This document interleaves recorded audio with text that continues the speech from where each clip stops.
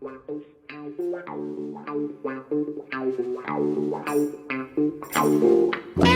Andy. Good evening, Paul. How are we? I'm very well, thank you, and welcome all to part 9 of I think we should call it our Football Book, Football Book Corner podcast. It's quite a mouthful, but, you know, it is. it is what it is, isn't it? When you say, and we've had the situation with groups and pages, etc., and you just say book corner, then you get all different kinds of books. So when you then say it's Football Book Corner, then that makes it more, because it has grown out of Book Corner on the Curran View with the Idol of Hillsborough, Mr. Terry Curran. But when we do this podcast, it's our Football Book Corner. That's Andy from myfootballbooks.com and me.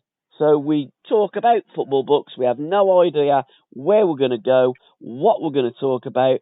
But firstly, we always talk about how people can connect with you on Facebook and Twitter, your website, and your monthly newsletter that's got to be out shortly for October. It is, yeah. Coming up on this weekend, isn't it? So it's amazing, isn't it? But no, thanks for the introduction. And it is our Football Book Corner. So all books are good, but especially football ones. I've built a website, myfootballbooks.com, which is, I believe it's the largest football book only dedicated website in the world. Well done, mate. I believe. I'm not aware of any others out there until someone tells me otherwise. So we've got, I've got over 10,000 followers now across all the social media platforms. We're on Twitter, Facebook, Instagram. So, and it's all at My Football Books on Twitter, same on Facebook. And and thanks for the mention, we also do a monthly newsletter every start of the month, which just basically, as per the website, what we do is promoting books, recommended books, also books that's coming up, new releases, ones that's coming out soon. And if I could also just mention as well, we also do bookmarks as well. So you could purchase a My Football bookmark for only $1.49 through the website. So I have to get that plug in then. So, and all top drawer, fantastic quality that you've created. You created all your images on your own during lockdown. And let's give a mention to your mugs as well, because your mugs are fantastic. So whenever we're doing this, I usually have probably a couple of glasses of wine. Sometimes you might notice it as the podcast goes on a little bit later. But I've just got lemon squash tonight. My missus, she's banned me from drinking at home during the week. So I don't drink, during the week. I just smash it the weekend. Oh, there you go, there. Remember cover. And how's the moving gone? Because you did move house, didn't you? Is that all okay? Yeah. And have you got your bookshelf all sorted in your study? Not quite. So, that's why there's been a bit of delay between the last episode and this one. But, moved all house, thankfully. The books, as you could probably imagine, I had, I think at the last count, if you picture these great big plastic containers, I think they're 84 litre, I think I had 8 of them, maybe more, full of books. Wow. And pretty much all of them are still in the plastic containers, ready to go on shelves. So bit by bit they're getting onto the shelves, but it takes a bit of negotiation with the wife, let's say, in terms of getting the room. Now, is that the reason why you actually moved house, to accommodate all your football books? You've been speaking to her, so it probably is about that. So it's a growing collection, but there's always room for an extra one though on the shelf. Absolutely. So, what are you reading at the moment, and what are you promoting? What's on your list? How many books are you going to be talking about? Because what I've tended to do over the last few podcasts is nail down 10, maybe 12 books that have caught my eye, and largely through going onto your Twitter and Facebook feeds, I look at something and go, oh, I like that. Then I share it to the group, because we have got a group that's attached to the podcast. And also to, if it's a historic book, to one of my groups, which is looking at football memories of the 50s, 60s, 70s, and 80s. And then always, if I like a book, I put it onto our group, The Current View, and we do talk about one or two of the books. And you do give us a recommendation every week for The Current View. And this week it was Jimmy Greaves, by people that know him or knew him, shall we say, because it is just over a year since Jimmy passed. And Mike Donovan has written a fantastic book. So I think we should start there and celebrate the life of Sir Jimmy Greaves. That's what it should be called. Yeah, great place to start as well. And Mike Donovan's a recognised author just in himself. I know he's done a number of books. That the one he did. He's done a number of. I think he did one really good one on Dave Mackay not too long ago. Right, actually. Okay, yeah. Braveheart, wasn't it? That's it. Yeah, football's Braveheart, and Jimmy Greaves is a great story to tell, isn't it? I think the subtitle to Mark Donovan's book on Jimmy Greaves is the authorised celebration of a national treasure, and I think that pretty much sums it up, doesn't it? When you think of Jimmy and his goal scoring talent, and which kind of get forgotten about if you ever turn on Sky Sport and talk about football starting in 1992 pretty much, and seem to forget about some of the greats, and arguably Jimmy's right up there, if not at the top, when it comes to goal scoring records. Absolutely.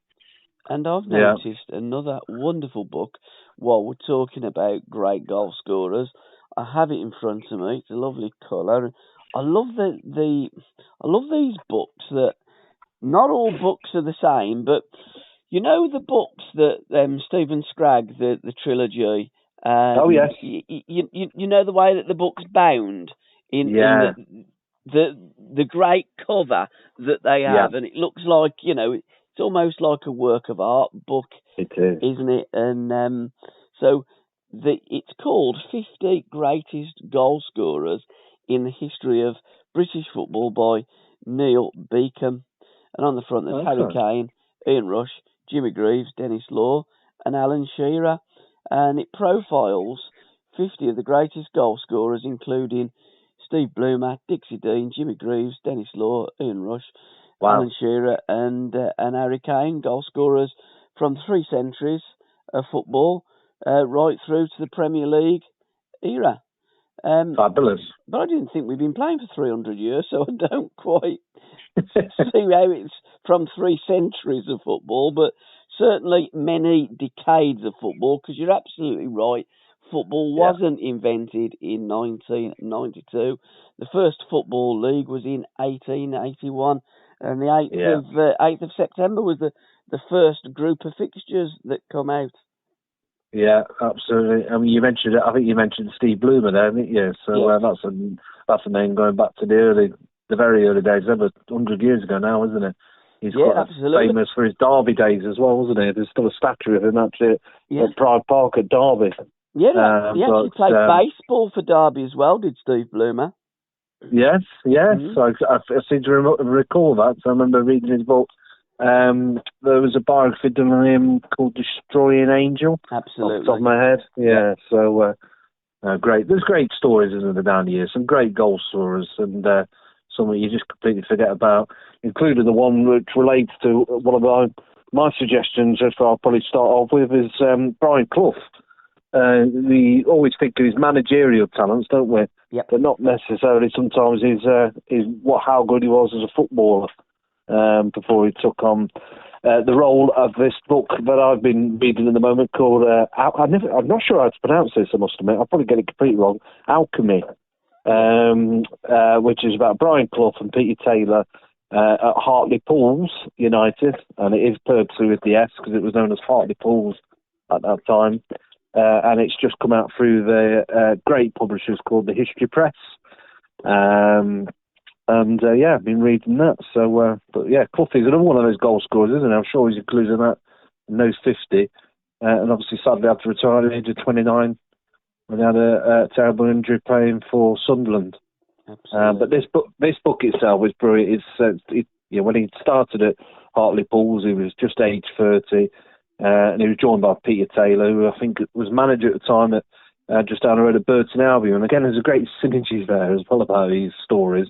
Because Burton Albion, Brian's son, Nigel Clough, was manager there as well for some time.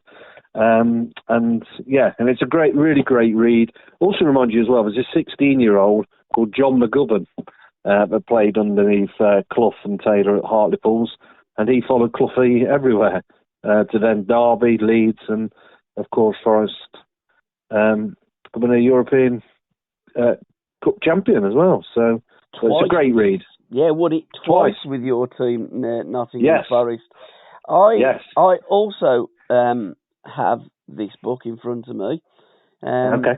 Was there two teams, Hartlepool and Hartlepool's United, and they merged together, or did they drop the S?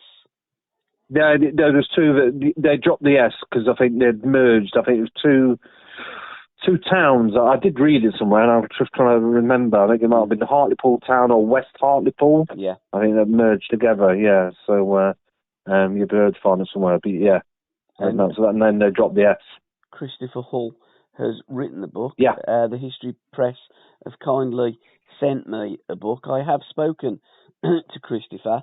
Good. Very, very, very intelligent man. He's a lecturer as well, isn't he? Very intelligent. Is he? Man. Right. Yeah. From London, and he's a Hartlepool United fan who's written a book. Yeah, so I had a good old chat with him. We haven't done the podcast yet. We're going to be doing it when he's less busy because he's really rushed off his feet. It's a busy time for him in education at the moment. This really was a labour of love.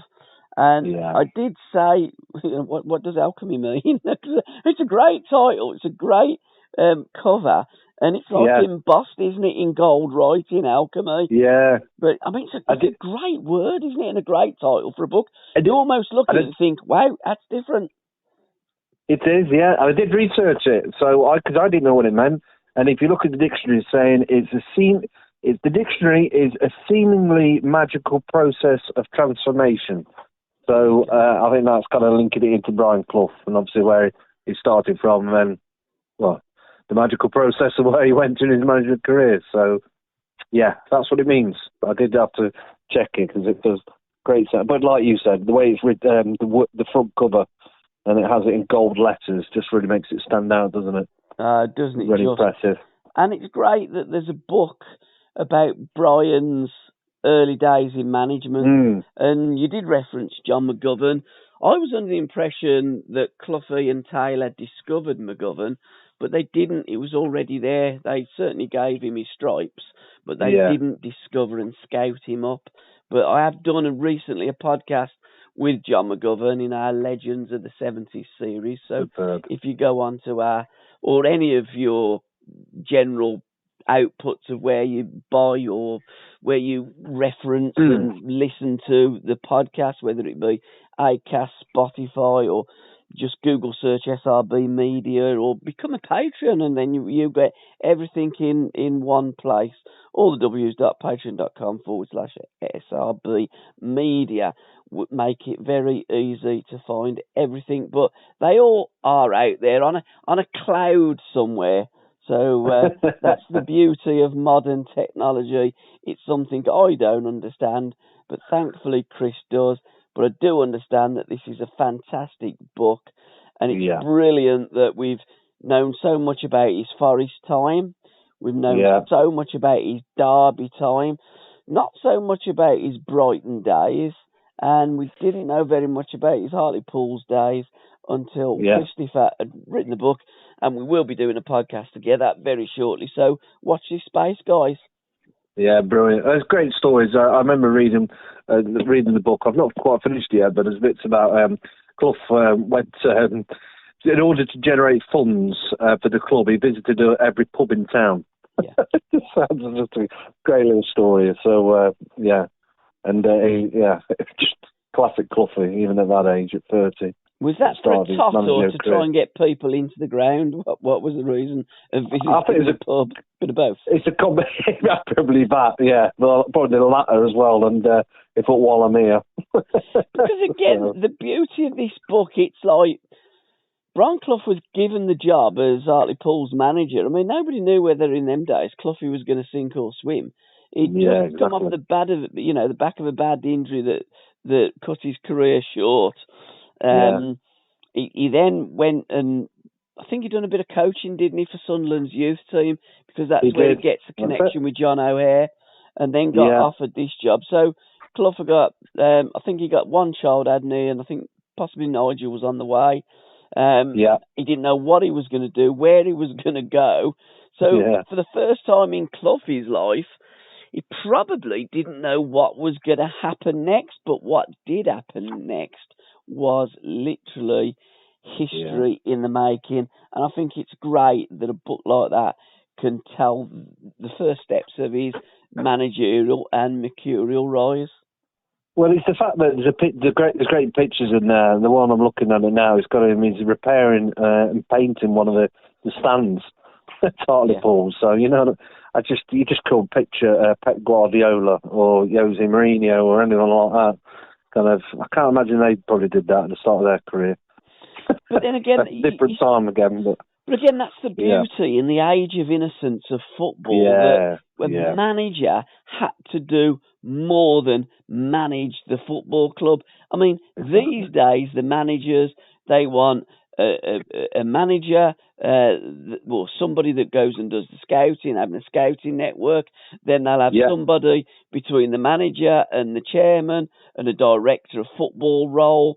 They have various different roles for medical science, and they even employ people to have, monitor the sleep of football players these days. Yeah. Clough had to do everything. And they have even coaches for each part of the area of the pitch. Like you got a defending coach, you got a midfield coach. It's just incredible. Yeah, how football has changed, and I always say not for the better for me. Many would argue otherwise, but not for me. Give me the old days, those halcyon days of the golden age of football, and the great book there that covers Browne's first steps in management. A book I noticed, Denied Promotion by a Tree, the Book of Amazing Football Facts by Les Scott. I have promoted, I'll say promoted, I've shared it on my socials and I've put it into the group and into the Current View group as well. It's a book that all of a sudden it just come up on my timeline, I guess. Yeah. Have you noticed these days on Facebook, since Meta or whoever they are have bought it, there's so many more promoted sites and pages that just turn up, and I think that's how I come across this one. I've gone, that looks interesting. How the hell can you be denied promotion by a tree? And I look at it and I think, I'm going to have a word with Les, and I'm certainly going to buy that book, because I do like a book of amazing football facts. I love football facts. Yeah. Oh, that's fantastic. It's lovely. I love those different kind of stories as well. But obviously, again, you wouldn't have heard of, would you? No, you wouldn't. Put it pen to paper. Yeah, a football fact that I come across years ago, and I actually don't know if it is true or false, but England played Germany. We drew 3-3 at Wembley this week. And Germany wore, or their away kit, their second kit, if you like, is green, isn't it? And apparently they adopted the green because the Republic of Ireland were the only team that would play against Germany after the Second World War. So out of a mark of respect for the Irish, West Germany, as it was back then, adopted their colours as their second strip. Wow. Now, if it ain't true, it's a great story. It's a belter, isn't it? Yeah, excellent. Yeah, I love that story. So you don't know why our promotion was denied by a tree as of yet, then? No, I've not seen that, but I'll have to dig that out. Yeah. I think that's one that's come out. I have seen it, so I think it might come out this month actually. So it rings a bell. So I'll have to pick that one out as well and find out the story behind that particular one. Yeah, Les Scott. Yeah. I'll message Les and see if he fancies doing a podcast, and we can get the reason why it was denied by a tree. I mean, I'm guessing, promotion back in 1977 for Bolton Wanderers was denied by a Wolverhampton Wanderers goal scored by Kenny Hibbett. And I've had the pleasure of making a Game of My Life podcast with Kenny. And it was that infamous free kick with Willie Carr when Kenny's run over the ball, he's touched it. Willie's feigned there to hit the ball, and then he's chipped it over the wall, and Kenny's dug it in. So I do know that promotion on many times has been denied by a kick of a ball, but not by not by a tree. That's brilliant. It's a great title for a book, isn't it? Yeah, I think I've said this before. There's lots of books out there, and I think if you can get the feel of a book right, as you've mentioned, the Alchemy book, Brian Clough, you can get the book, the look feels right. It looks good, but if you can get a good title as well, something that catches your imagination kind of thing, then you're onto a winner. And obviously a good story as well in between does help. Absolutely. I did mention Stephen Scragg's trilogy earlier, and the book I am actually reading the book. I haven't finished the 70s, Grandad, What Was Football Like in the 70s yet, but I am gonna. But I'm doing a podcast with Dennis Mortimer. I've done several podcasts previously with Dennis, but his new book, his autobiography, is out now. The Full Morty, written with Richard Sydenham and forward by Browne Robson. Now, it is a fantastic read, but not only is it a fantastic read, it's a fantastic cover, and the title is one of my favourite titles, The Full Morty. What a title. Yeah, great combination there. Yeah, obviously that's come out through Pitch, which is arguably right up there, isn't it, in terms of publishers, and they do have that kind of the gift of pulling together great titles and making the front cover really stand out. I've got that in front of me as well. It's fantastic, isn't it? So what a great title that is, The Full Morty. Well, it's brilliant. I was listening to Dennis. He was on local radio last night with a pal of mine, Daz Howley. I used to go in and do stuff with Daz on a Thursday night. Now I'm sitting talking to you on my bed on a Thursday night about football books. But I'm sure Dennis said originally Richard had got the working title of Dennis Mortimer, the King of the Holt End, or it was something, something like that. And Dennis wasn't very happy with that title. Right, okay. I mean, he wasn't unhappy, but he just felt that he wasn't an Andy Gray, he wasn't a Brian Little, he wasn't an Andy Lockhead, he wasn't a king of the Holt End like those fellas were.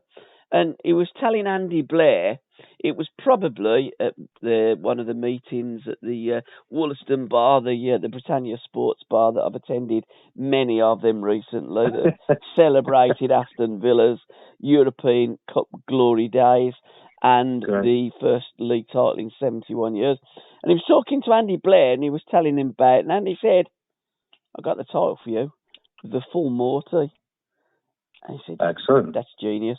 So the title of the book come from Andy Blair, who Ron had brought in, not really to replace Dennis, but a similar kind of player to Dennis in those days after they'd won the Football League Championship.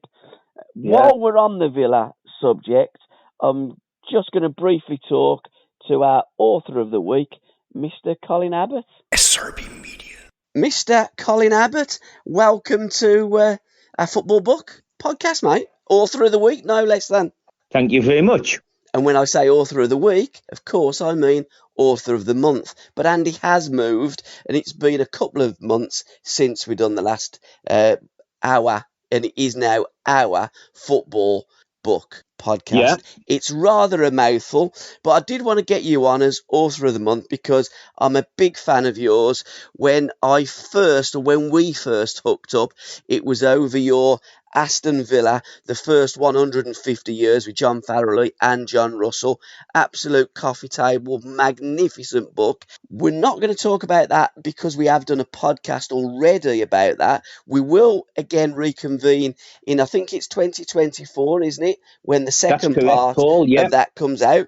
You've done another wonderful, the big Aston Villa book of the 70s, again with Legends Publishing. David Lane, an absolute legend. And the the latest book that you're working on is a very similar book. It's the Big Aston Villa book, but it's not the 70s, it's the 80s. We've just referenced Dennis Mortimer's book, The Full Morty, which Dennis has done the foreword of your book. So let's just talk about, firstly, the 80s, because it was a great decade for Villa, or the first part of it was a great decade for Villa, and then we'll talk about your Barton's Army book as well, sir. No problem at all, Paul. So you fire away. How long's it taken? I mean, I know you, and your research is second to none, and it is a labour of love. So how long has it taken you? And when did you start doing this concept? Because you've had it on the back burner for some time, haven't you? We have. We had to keep shelving it to go on to other projects, unfortunately. Yes. Yeah. When the 70s come out, we had a book launch at Villa Park in November 16. But as soon as Dave formatted the book and it was sort of signed off and went to the printers, I actually started on the 80s book back then. Yeah. And I started doing match reports because, bearing in mind, there's about 500 to do over the course of a season. I started in earnest once the 70s went to print. So I probably started that about September, October 16, and it's finally there 6 years down the line. But I've got to say, we put that one on the back burner twice. Once to do the one that you mentioned, the 150 years. And then once that had been completed, we came back to the 80s book. But then what with all the hype of the celebrations for the 40th anniversary of the lads winning the European Cup, I wanted to do something, and Dave Lane come up with this fantastic concept. So we got Barton's Army out the way, and then we restarted for the third time with the 80s, and it has only just this week been, as I would say, signed off. It's remaining open till Sunday for fans to get the names in, and then first thing Monday or Tuesday, it's off to be printed, and that's the latest project, and it's reached completion, and it's I was pleased with the 70s one, but this one it knocked spots off it simply because of what we achieved. Yeah.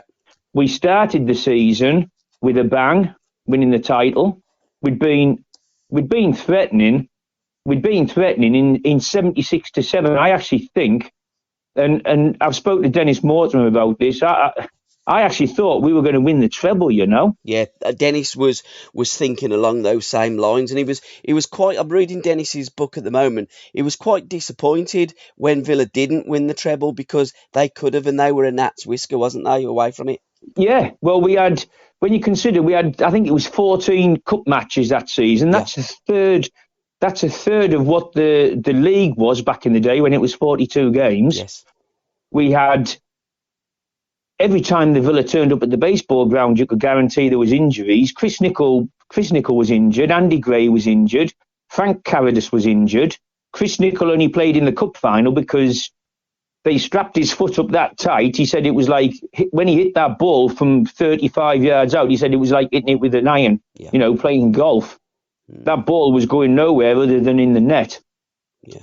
And those injuries cost us I think we finished 6 points behind Liverpool that season when we finished fourth. Yeah, you did. There wasn't a lot in it, and you think of the games that we could have won, but that was I suppose that was like a prelude to what was on the horizon. Saunders was tweaking here and there. You know, it's everybody goes on about the final piece of the jigsaw. Don't mention the other 10 pieces of the jigsaw prior, but I can see his analogy in that. And the players all said that from the Leeds game onwards. I was at a gig in the week there. Jimmy Rimmer, he said he knew it was on the boil. Dennis knew that they were going to do it from the very first league game at Leeds. So this 80s book, to start the decade, I should say, with winning the title. And when you think about it, 89 to 90, we were so close to winning that again. Yeah. So there was a downside through the middle of the decade. We never got close really to what we achieved in that first year. The second season, we finished 11th.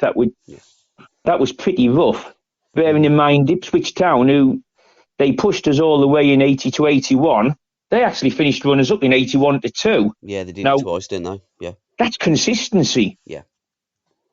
But like I say, we fell away to 11th, but I defy any team to say that they wouldn't finish 11th if they got the European Cup in their hands. Was a no-brainer, wasn't it? Absolutely, and an unbelievable situation happened in February that year when Ron Saunders resigned, walked out, then went to Birmingham City.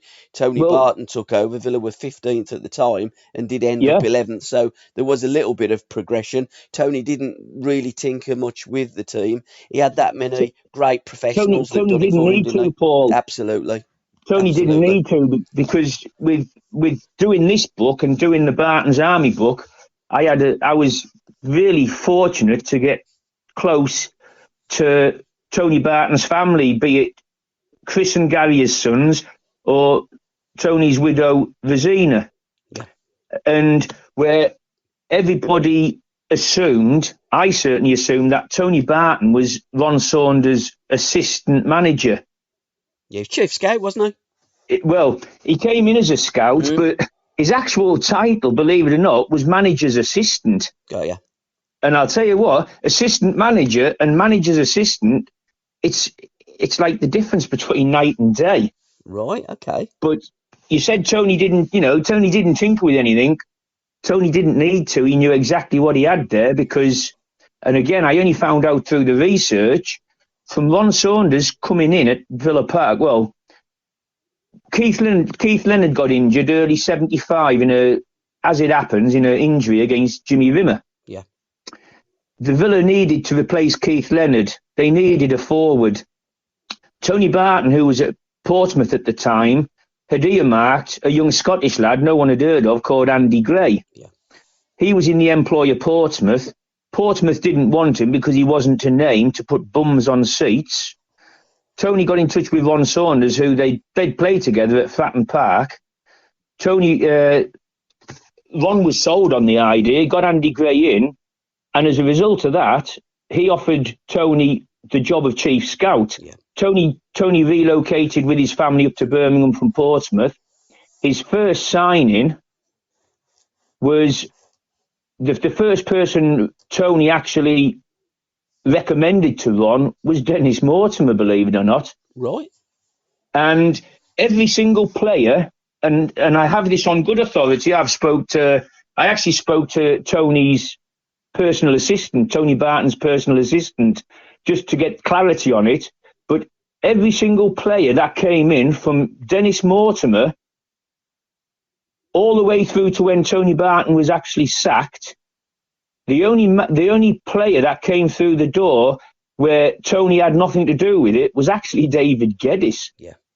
You think of all the other players that came in, you got your Kenny Swains and your Des Bremners and your Peter Withs and your Tony Morleys, Ken McNaught, Tony Barton.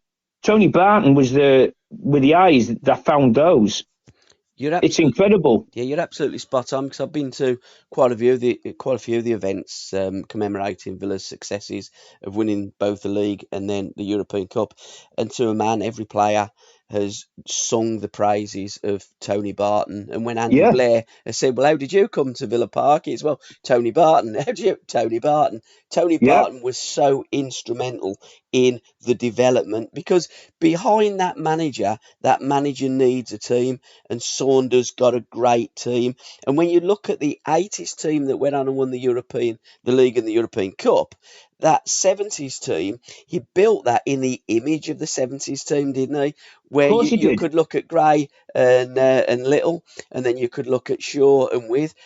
Either one could play with the other. You know, for instance, Peter With could have played with Brian Little, and Peter was brought in really to play with That's Brian. Right. He had that problem as well with injuries, didn't he? So what he done was quite remarkable. Andy Gray, he was, I know he wasn't he wasn't in the same physique and the same mould as Peter With, but Andy put himself about, and I think he was 5'10", but bloody hell, he could jump. Yeah, he could. He could jump. The goals he scored with his head were no one's business. And Brian fed off him. You had John Dean, that was prolific at scoring. They moved on, and then Peter Withe was the target man, much as Andy Lockhead had been back in the 70s. And then you had a young Gary Shaw feeding off Peter. Yeah. So it was a progression. And had Alex Cropley not got injured, Alex Cropley would have carried on to be in the team that won the title. Yeah, he got injured. Des Bremner was his replacement, a very, very similar middle of the park player. And Des Bremner, he never really got the credit or the plaudits that the bloke deserved. He was never going to be a match winner. He wasn't blonde haired, and he wasn't like a Gary Shaw pin-up type thing, where Gary would get 10 out of 10 some weeks, and he might go down a bit. Whereas with Des Bremner, he was a constant. He'd have been a number 8 out of 10 every game of the season. Never put a foot wrong. Never sort of caught the eye, but he did a job, Absolutely. He was a steady Eddie. He was Mr. Consistency, Mr. Reliability. Exactly. And as you say, I mean, another player that they got from Scotland, there was a big Scottish contingent during the 70s and the 80s, wasn't there? And Andy, I remember doing an interview with Andy, a podcast with Andy, and he said Ron hadn't seen me play football. Andy didn't even know where Aston Villa was. But, no, that's right. He come down there, and I think the first taste of Aston Villa and Villa Park was when Villa put Birmingham City to the sword, and Browne scored the winning goal, wasn't he? He was there on the bench and thought, blimey. Andy was in the dugout, like you said. Yeah. He wanted a piece of it. Exactly, yeah. And he's like, blimey, I mean, this is a big club. I think at Dundee United, where he previously played, I think they used to get probably 12, 15, 18,000 maximum. This was a different ball game for Andy Gray. Of course it was. What I would say in Ron's defence, I'm waxing lyrical about Tony Barton for bringing all these players in. Yeah. But what you got to think of, when Tony went up to Dunfermline and watched Alan Evans, Alan was a forward. Yeah, he was. And when Kenny Swain came down to Villa Park, Kenny was a forward. Yeah, he was like a right-sided, like your old outside right. Yeah. Your number 7. And then Gary Williams, he started off as a centre-half initially. And then he found these places and he changed them around. He took Alan Evans from a centre-forward role, stuck him alongside a fellow Scot, Ken McNaught, and wow. One of the best half-back pairings you would see until Paul McGrath come on the scene. But again, further down the line, and then Kenny Swain. Kenny was an attacking fullback, and Kenny told me once that Ron Saunders had said to him, "I want you to defend on their 18-yard line," and that just speaks volumes. Yeah. He did not want his side defending deep. He wanted them to be on the offensive all the time. Absolutely. And that was the mark of Saunders. Absolutely. But when you'd identified the central defensive partnership there, the team before it, you'd got an overlapping right full back in John Gidman, hadn't you? That's right. Kenny Swain basically took the place of Gidman. Exactly, yeah. And then you look at Chris Nicholl, and McNaught took the place of Nicholl. Alan Evans took the place of Leighton Phillips. That's right. All of these players, he identified the players to replace and brought them in. And the transition was almost seamless, wasn't it? Yeah, and let's not forget in the 70s, Dixie Dean, because Dixie was a great forward who scored phenomenal. A lot of goals, didn't he, in that one season? That's right. That's right. He was very unfortunate, Dixie, because he was sort of pushed out to West Bromwich Albion. Yeah. But Saunders, he swapped players like for like. I never thought John Gidman would be replaced, but he was. Yeah. And I've actually read Dennis's book, The Full Morty. Absolutely, it's a riveting read.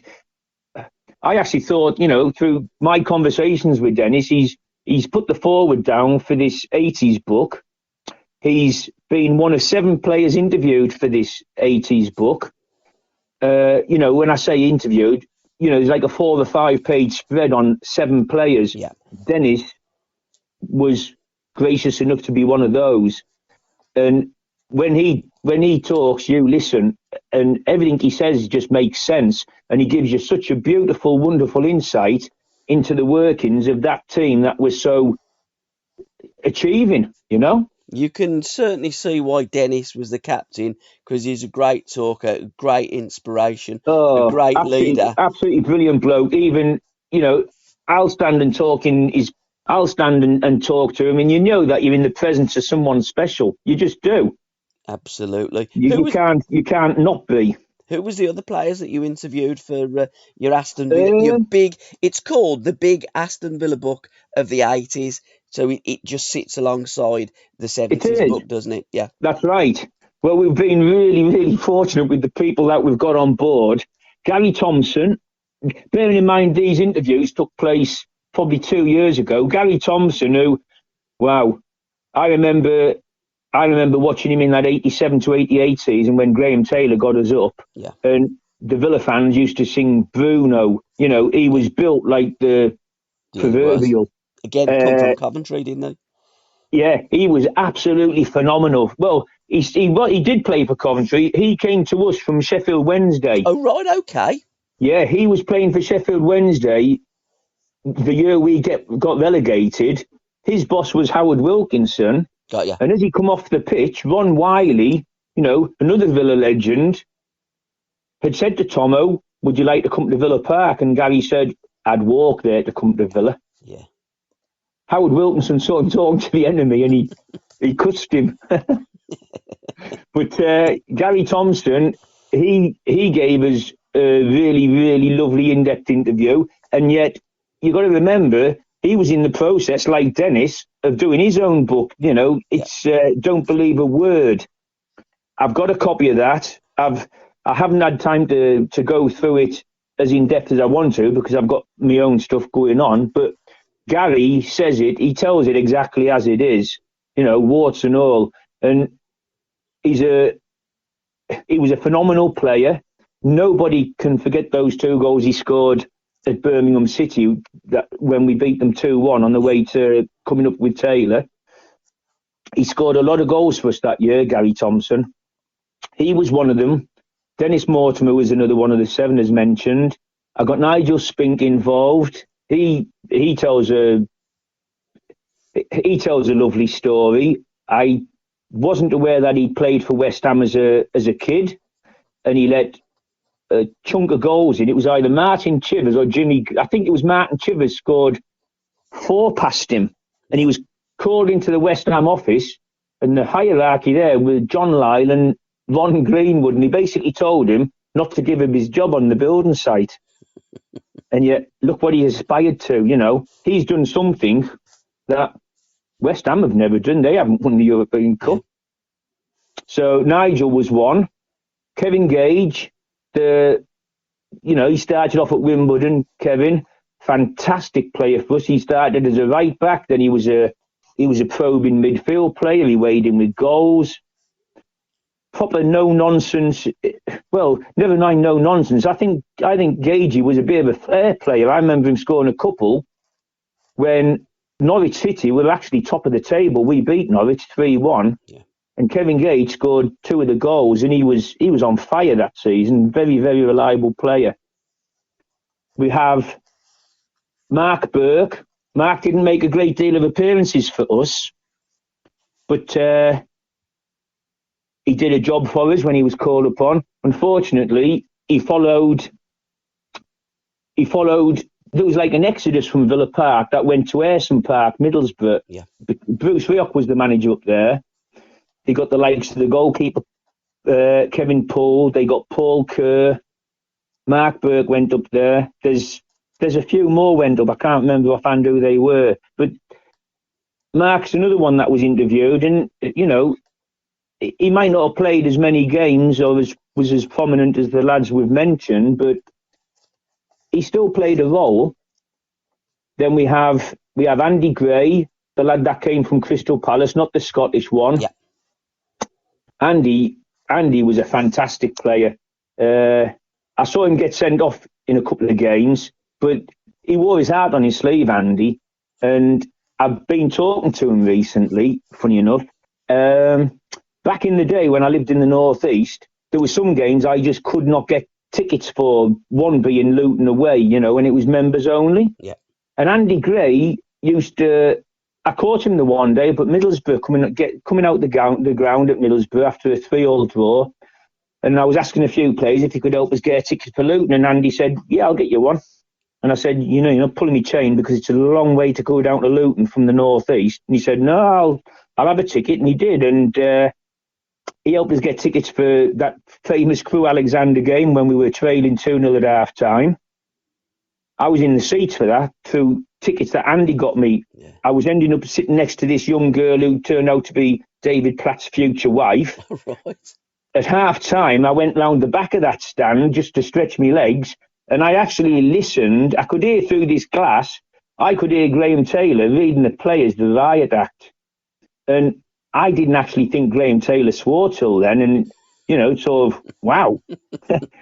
So, yeah. And then the last player that we've got for this book, and I don't know how to this day how I managed to get him to agree, but I actually interviewed David Platt Probably his bird. quite a few hours. Well, funny enough, I told him the story when I was interviewing him last year on the phone. I told him this story about how I'd been sat next to this girl, Rachel, and she said to me, she says, oh, how's David Platt doing? I said, oh, he's playing brilliant. I said, he scored 4 goals against Ipswich in a cup match a few weeks ago. And she says, yes, I've got the match ball. And I turned to my mate, and there was a few expletives among it, but I'd basically said I wouldn't be giving my girlfriend the match ball. And after that, she didn't speak to me. And I reminded David of that. He says, when he gets off the phone, he's going to go and mention this to her. But David, the superstar that he was, the story that he tells me,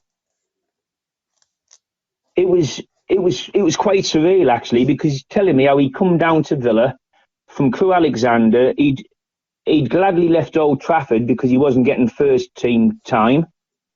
He comes to Villa, finds himself in the reserves. He's not even training with the first team, and he's going back to a hotel. He's sitting there watching 4 walls, thinking, I've made a mistake here. I've taken a backward turn because I am no longer a first team player. And you think, he's telling you this, and then straight away you think of David Platt. You think of that wonderful goal he scored against Belgium. Oh, yes. And then this same lad's telling you how he thought he made a mistake because he'd come to Aston Villa. And it's like, wow. It is crazy, isn't it? The way that the players have had times in the career where they just thought, wow, what am I doing? But then, the way that they progress and their path, if you like, opens up for them, and they just turn into this magnificent player. Yeah. And what a player he was at Villa Park, wasn't he, Plato? Well, I was talking to him on the phone, and I did say the name Gordon Cowans came up, and David Platt said, honestly, he absolutely loves Sid. Yeah. And it's the first time I've ever given a player's number over without asking their permission. But after I got off the phone to David, David was aware that Sid's got a few problems where his memory's concerned. Mm-hmm. And I phoned Sid and I said, I've just been having a wonderful conversation with Platty. Here's his number. Give him a ring, Sid. And he did. Right. And that would have helped him enormously. And the love that they have for each other, without that sounding weird. Yeah. David would say he mentioned it's mentioned in the book, so I don't want to go too deep, but when we were playing Inter Milan at home, David scored the second goal. Kent Nielsen scored an absolute thunderbolt. The second one, David Platt, as soon as the ball was pushed to Cascarino, Platt made his run. He said, I knew Cascarino wouldn't find me. He says, but I knew Cascarino would just push the ball short to Sid Cowans. Yeah. And he says, it doesn't matter where I'm at. He says, Sid will find me, whether it's with his left foot or his right foot. He will put that ball exactly where he knows I need it. And lo and behold, he does. Sid's, both of Sid's feet, it was like a wand what he could do with that ball. Absolutely. Absolutely. And him, Sid and Platt, they must be two of the closest players to being classed as world class that I've had the fortune to watch at the Villa. The only player I would actually put above those in my 50 years watching them would be Paul McGrath. Yeah. He was just, I can't even put words in that. He was just out of this world, Paul McGrath. Absolutely. And when I say world class, Paul, what I mean is I think Paul McGrath would have walked into any club side in the world at that time on his form. Absolutely. I remember talking to Big Ron, and when they used to play, Manchester United used to play against Liverpool. Rushy never scored against Man United. And Paul McGrath, in his unassuming manner, used to say, "Thank you very much, Mr. Rush. Thank you very much, Mr. Rush." And again, you really used to piss me and Rush off, that did. Yeah. But that was Paul McGrath. What a player. Yeah. I can see a 90s book on the horizon. But we must talk finally about Barton's Army. Different because the 80s, 70s and the 80s, match reports talking to players, it's got everything about Aston Villa of the 70s and the 80s. Barton's Army is pretty much an account of the supporters, isn't it? I was just looking through. Totally different concept, Paul. Yeah, Richard Absolutely. Sydenham is in here, I noticed, and Terry Whelan's in there. So a few of my Facebook friends are in there. There's some wonderful pictures of Villa supporters lying down in a state of worse for wear, shall we say? Inebriated. But there's some big accounts, and some of them, Keith Foreman here, I'm looking here on page 212, probably just a couple of paragraphs. So you've had so many, and some have got a lot to say, and some haven't got quite a lot to say, but all of them in this wonderful book, and great accounts of their memories of... They're so diverse, every one of them. I'll be honest with you, it was Dave Lane's idea, this. Yeah. He knew I went to the final. He knew I spent a whole year at agricultural college living on a farm management course, and I took the time off at the very end to go to Rotterdam to watch the Villa in that final, and I wasn't allowed to sit my exams that I missed through going to Rotterdam. Blimey. And the principal there, he really wasn't impressed, but he wasn't a football fan. He liked horses. And I actually said to him as I came out the office, he sort of berated me like a child. And I said, it's not my fault. I said, you're only interested in things that eat hay and fart. And it didn't go down very well. But I never went back anyway, so it didn't make a great deal of difference. I love the colour. Sorry to butt in there, but I love the cover. It's a play on Dad's Army, isn't it? Yeah. Barton's Army. It's fantastic. Well, I can't take the credit for that. It was David Lane's. It was David Lane's idea. Yeah, brilliant. The cover was his idea. All I did, I put my words in my journey through all the. Even though I only went to the final, I was telling my story of what I was doing and where I was at through all the rounds, because I was as big at Anorak then as I am now, unfortunately. And the nice thing about this was when Dave suggested it, I wasn't really that keen, to be honest. I was a bit lukewarm because I know somebody who did a book. He basically got all the fans' memories and stuck them in a book, but he didn't edit them. He didn't change any grammatical errors, so he made a lot of people look a bit stupid. Yeah, got ya. And that's what was in my mind, and I thought, no, I'm not going down this route. And Dave Lane said, look, lots of people know you. You know loads of people. Just put it out there. I fired the idea off to a dozen people. They all come back saying how fantastic it was, and it was born. And I'll tell you what, it gathered pace. It gathered quicker than what Tony Morley could move. And that was it fast. Was mad. I'm looking through Graham Denton as well, who wrote the book about Ron Saunders. He's got an account in there, hasn't he? Yes. We've actually got Dean. We've got Dean Smith, our old leader. I noticed that. Turnstile's got a piece in there as well, hasn't he? I'll tell you what. Can you remember the lad who wrote "We're All Going to Rotterdam"? You know that 1982 ditty that Mervyn King used on Desert Island Discs. Yeah. Well, that same Doug O'Brien, he sent pieces, and I'll tell you what, I'm not an academic. I write as somebody who's totally in love with Aston Villa. Yeah. Doug O'Brien, he loves the Villa no less than me, but the bloke, he is just an encyclopedia of history, of geography. His pieces, if you did a word count, he's probably got more words in that book than I have, but I couldn't leave any out. I just couldn't leave any out. Fantastic. And Peter Fincham as well has got a piece, and Rick Barley, again, members of our Facebook groups, etc., etc. Yeah. Well, I was told the story of a lad called Lawrence Diggins. Okay. They went to Berlin in the second round. Just after we'd beaten Valor 7-0 on aggregate, we found ourselves going to the other side of the wall. Yeah.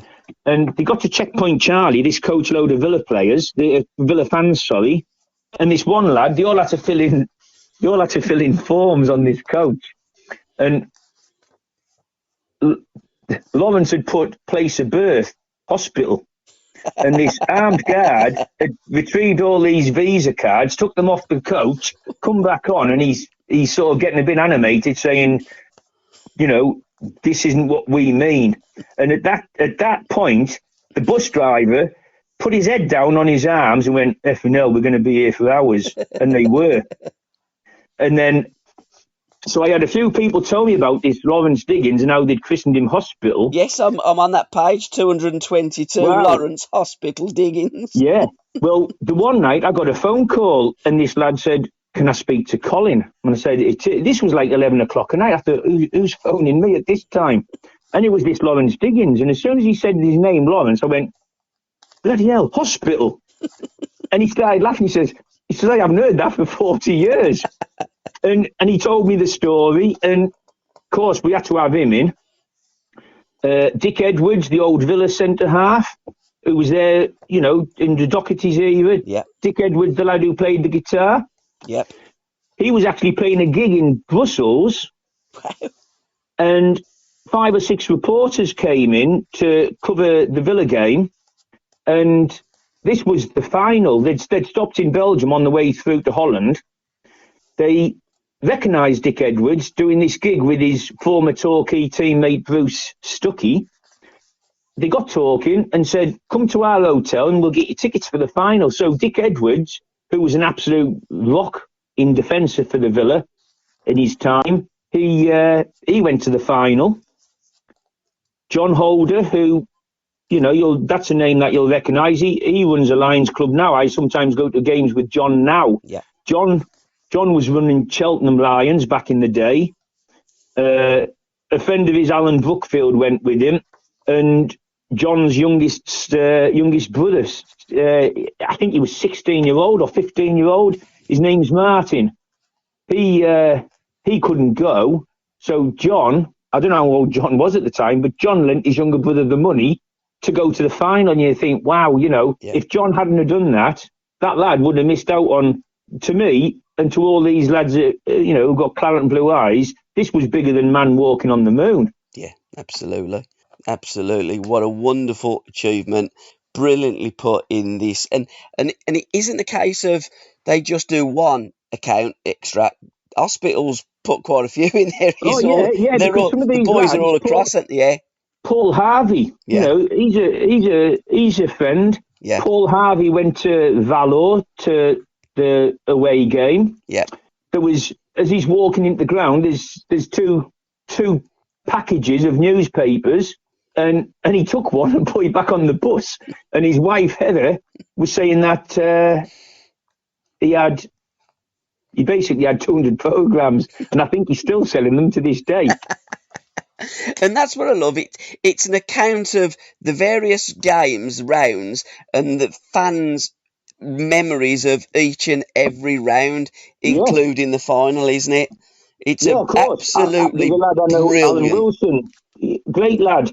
He actually got one of Kenny Swain's socks. Oh, right? Left or right one?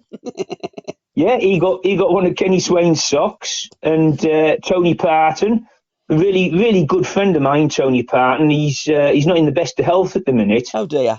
Yeah. He lives in America. He's had a few surgeries on his head. Mm-hmm. Oh dear. Tony's father, Reg, he used to be in charge of the press box at Villa Park in the 1960s. Yeah. So Tony was the surname Parton was a name that was recognisable to me from years and years ago. Now, I got to meet Tony when I was doing the research for Encounters of the Third Kind, and I was able to go and interview our reserve team coach from the third division days, a gentleman by the name of Leo Crowther. Right. Lovely bloke. He was the reserve team coach when Vic Crow and Ron Wiley looked after first team affairs, you know? Yeah. And then you had Frank Upton, who was like the fourth in the pyramid, and it was him that got the Villa to FA Youth Cup winners against Liverpool in '72. Absolutely, and he changed Browne Little's position to an inside forward. That's right. But Leo, I went to interview Leo. He had a beautiful house in these grounds, and the main house, it was like something that you would, you need the lottery up to get something like that. And Leo took me into this house. I didn't know who lived it. Well, he said it was his daughter's house. Right. I didn't know that his daughter Maureen had married this Tony Parton. Very, very successful bloke. Right. But I'm in the house. Leo's shown me all these wonderful one-off things of Aston Villa in this house. And then this bloke appeared, and he's like, he didn't say it, but he's probably thinking, what the hell's this? and I felt a bit uncomfortable, and I'm thinking he's going to take Leo's head off here. And I wittered something about I write books on Aston Villa or something lame, but me and Tony became great friends, and he's one of very, very few people. He's actually got every single bound volume of Aston Villa, and I don't think there's many people on this planet that have them. Unbelievable accounts, and finally chapter 6, the Super Cup. So it's not just winning the European Cup and accounts of winning the European Cup. It's there's a chapter of when Aston Villa won the Super Cup, and there's a lovely picture in there of Tony Barton celebrating with Villa coach, and sadly no longer with us, Roy McLaren. So that's right. Rest in peace to Roy. Another Holt ender in the sky, sir. Well, that only went in because I was working on a farm, and I was actually trying to sell my Ford Capri to finance going to Tokyo, because no way on earth did I want to miss out on watching Aston Villa become the best club side in the world. Yes. Unfortunately, they didn't do it, and unfortunately, I didn't sell my car. Nowadays, a Capri would be called a classic. Believe me, it wasn't a classic in them days. It wasn't, was that? And I couldn't sell it in time. I had to have surgery on an accident that I sustained on the farm, so I probably wouldn't have been able to travel to Tokyo anyway. I did make do with going to see the Villa. The Villa played Arsenal on the Tuesday night. The game brought forward from the Saturday with the Villa going to Tokyo. Yeah. And what I did find out, the Villa were actually paid £40,000 for taking part in the World Club Championships. Okay. It's not a lot when you think about it, when you think what these players are on now. Now, with the Villa playing Arsenal on the Tuesday night, Arsenal had said to Aston Villa, if we played you on the Saturday, we'd get 25,000. So anything under 25,000, you're going to compensate to us. Now, the crowd was 17,000 something, and it actually cost the Villa £20,000 for having that game played on the Tuesday. So you got 20 grand for going to Tokyo instead of 40. And I think the players shared some of that out. Unbelievable. Some brilliant encounters there. And the Villa Roll of Honour. And just before that, on page 252, a wonderful picture. Book author Colin Abbott with Dennis Mortimer at Villa Park, and the picture there of Dennis and Tony. And what a brilliant book. You must be so very proud of yourself, Cole, and your wonderful football club. And we will meet up again and do another podcast talking about your books going forward. It's been an absolute pleasure and an honour. Thanks, Paul. Talking about your wonderful books, Barton's Army and the Aston Villa, the big book of the 80s alongside the 70s and the first 150 years. You and David Lane, a match made in heaven, sir. Thank you very much. And thanks very much, Paul. Sorry for not giving you time to talk. God Take bless. care, Paul. Thanks, pal. Bye for now. Ta-ra. Bye-bye.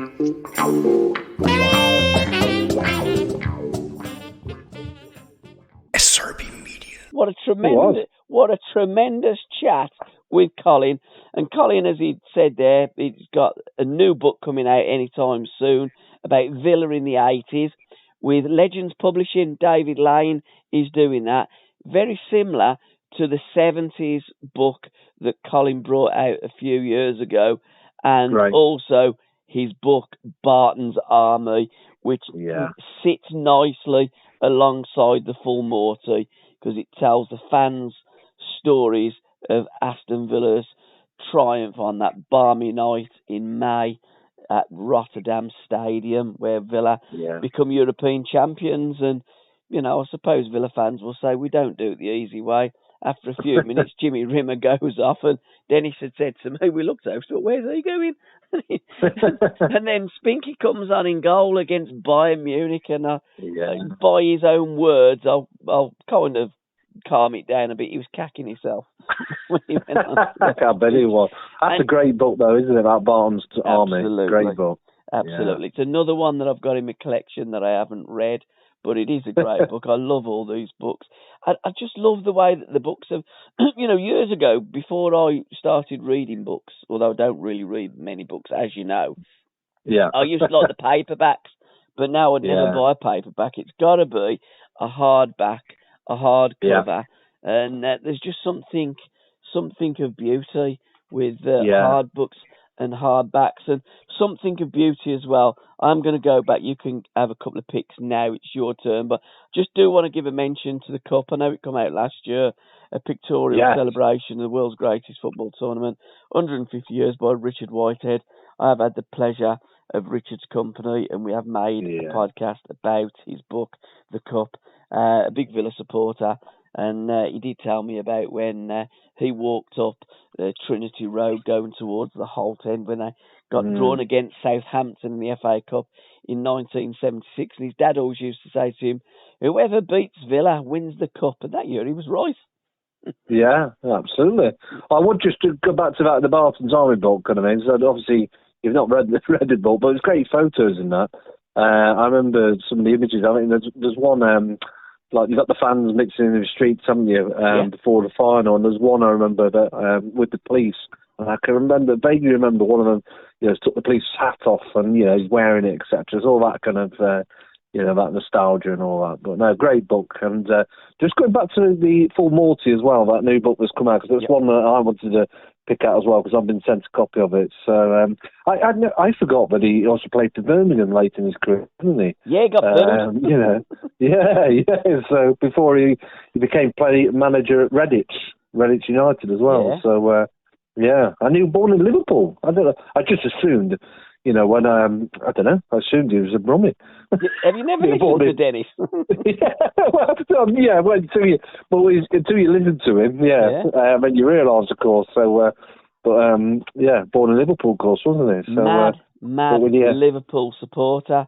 In one of the podcasts, Dennis was talking about going and watching Liverpool up at Hampden Park in a European Cup game, and he was saying how poor Hampden Park was. But he's got some great memories. He used to go and collect all the autographs of all the Villa players, the Liverpool players when he was a kid. And then, of course, many years after with Coventry and then Villa, he were playing against them. And certainly for Coventry, Gordon Milne was the manager, who replaced Noel Camwell, who gave him his debut. And Ian St John, of course, was at Coventry for some time as well. So a few years ago, Dennis was collecting autographs of these heroes of his, and then he was teammates, and he was working for one of them as his boss. So football, you know, it is great that kid there that grew up in Kirby, played for Kirby Boys, in the same team as Kenny Swain as well. So it was Kirby boys playing with Kenny. All those years later, won the European Cup with the same Kenny Swain that they played with. And Dennis didn't realise that he'd swapped shirts, Kenny, and he found that out later and said, "I'm going to have a word with him. Why would he swap shirts with a Bayern player?" But you did in those days. They still do, of course. Maradona and Steve Hodge swap shirts. Well, I'm not convinced that Maradona wanted Hodge's shirt, but Hodge definitely wanted Maradona's, and it went for a lot of money. Yeah, I recalled Dennis Morton. He's still trying to trace down his shirt from the European Cup final, actually. Oh, okay. Yeah, I'm sure I read that. It was either in the synopsis or somewhere in the book. I've read it somewhere. He's still trying to track down his shirt from the 1982. From the final. So I don't think he's ever found it. So I definitely read it somewhere about Dennis Morton. Because when he lifted the cup, he still had the Aston Villa top on. And if you notice, he's minus the beard when he's lifting the cup. When he lifts the championship a year previously in May, early May, he's got the beard. Because what Dennis used to do is wear the beard through the season. As soon as the season was finished and the weather got a little bit warmer, he'd shave the beard off. He used to have the beard just for a bit more warmth around his mouth. Excellent. Yeah. I do sometimes as well. Occasionally. Yes. Well, yeah, lots of us do, and we're lucky. Females haven't got the same benefits as us, but there you go. That's another matter. But shaving is a pain in the backside, isn't it? So, especially when that 6 o'clock alarm rings and you get up, you wipe the sleep out of your eyes. The last thing you want to do is go in the bathroom and have a shave. So, exactly. Yeah, we do in the summer, but not in the winter. What else have you got for us, sir? Well, keeping on a kind of localish theme, there's a book I've just received called A Marriage Made in Football. It's the story of Graham and Jane Hawkins. So Graham Hawkins, he spent his life working in football. He was born in Darlston, and he was signed by the legendary Stan Cullis at Wolves at age 16. And he went on and he played and he scouted and he managed his boyhood club as well. And so the book is, his life in football. And he went on to play for Preston North End. He made over 200 appearances. Then Blackburn Rovers made over 100 appearances, and also at Port Vale. But the book itself it's written by, I think it's his daughter-in-law. Oh, okay. Yeah, Kirsty Hawkins is the author's name. Told by daughter-in-law Kirsty.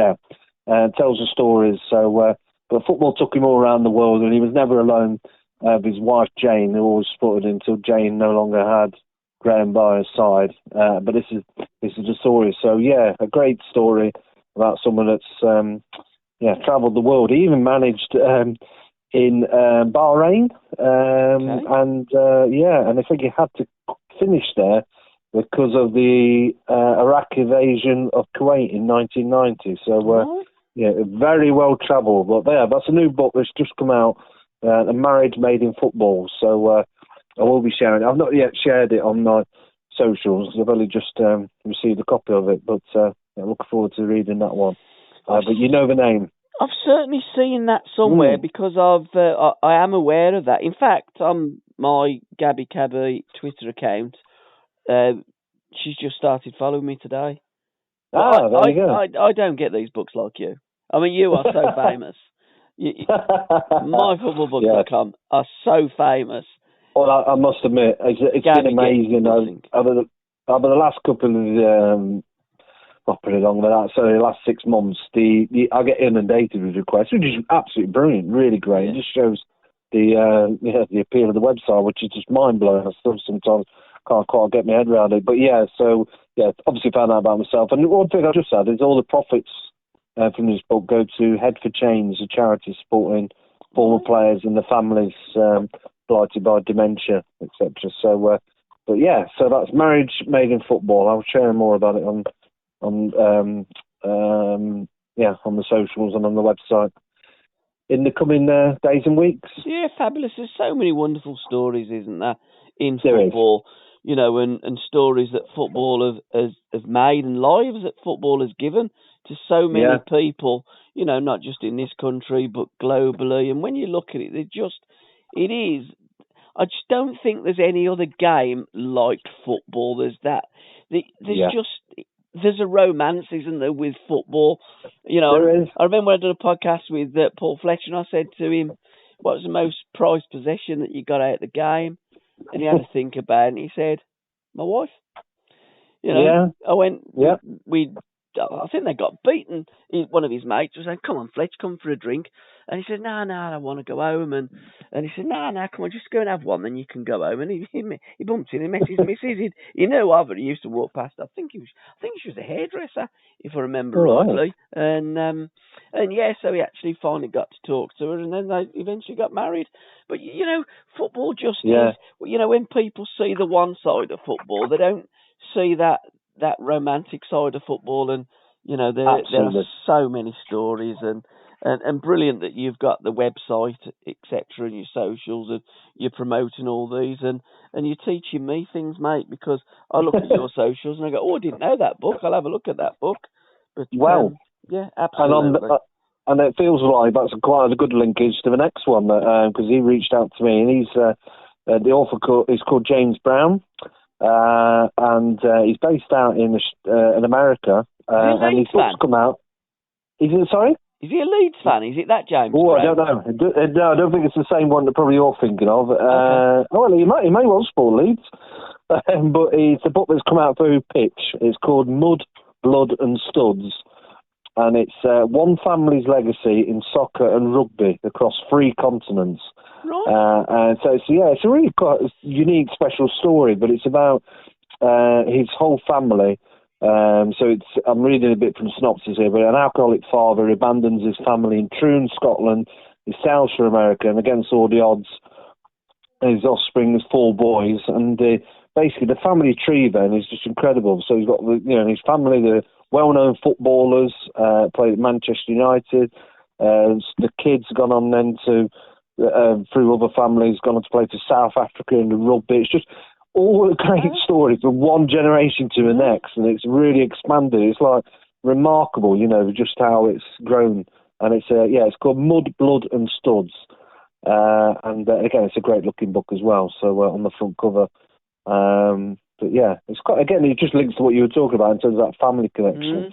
And James Browne is the son of the original Jimmy Browne, who's the first character in this book, which I think is his great-granddad, etc. I think great-granddad, I think it is. So, but yeah, really interesting read. So, but again, a lesser-known story you wouldn't known until you read it and went, oh, well done, yeah. You may well know some of the names. There's Jimmy Browne, a youth team captain at Villa in the 70s. I'm sure he's from Scotland.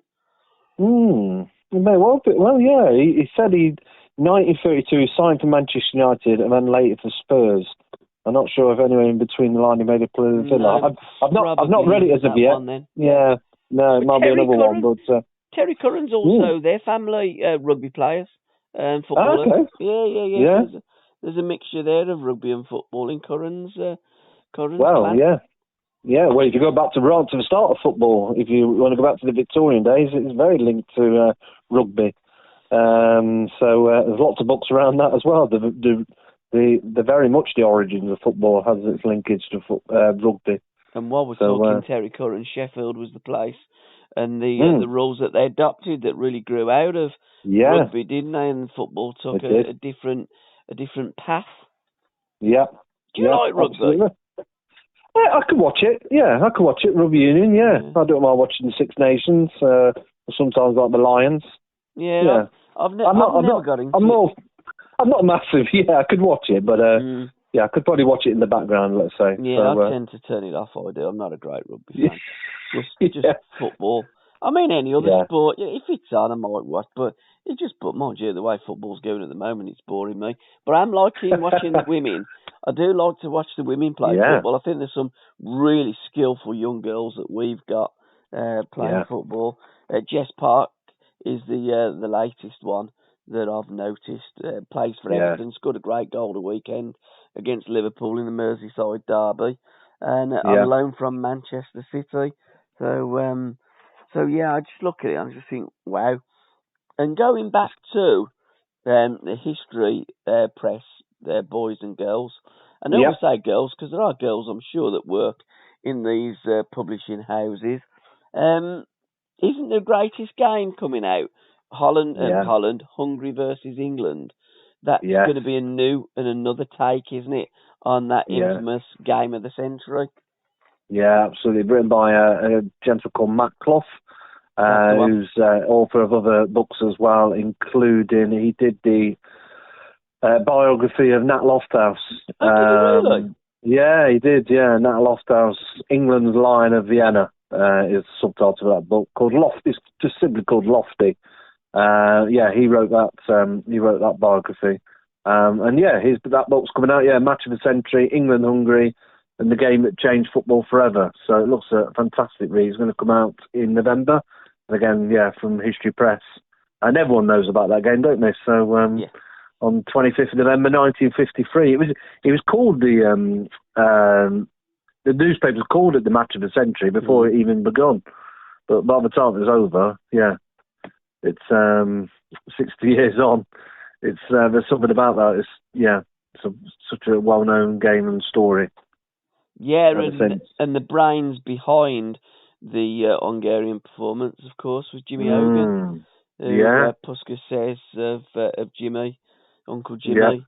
He taught us everything that we knew about football, and it was Gustav Sebes, who was the infamous coach manager of the Hungarian team. I've read quite a few books about the magical Magyars because I am quite, I wouldn't say obsessed, but I'm very, very interested in stuff like that, and certainly with the Hungarians. So I'm looking forward to looking at that book, reading that book, and cutting a podcast with Mr. Clough as well. Yeah, excellent. Well, I look forward to listening to it. No, it looks a great read. Great read. Again, great publishing company as well. Yeah, History Press. There's just so many brilliant. I mean, you mentioned Pitch, History Press there. David Lane with Legends Publishing, of course, that's doing Colin's books.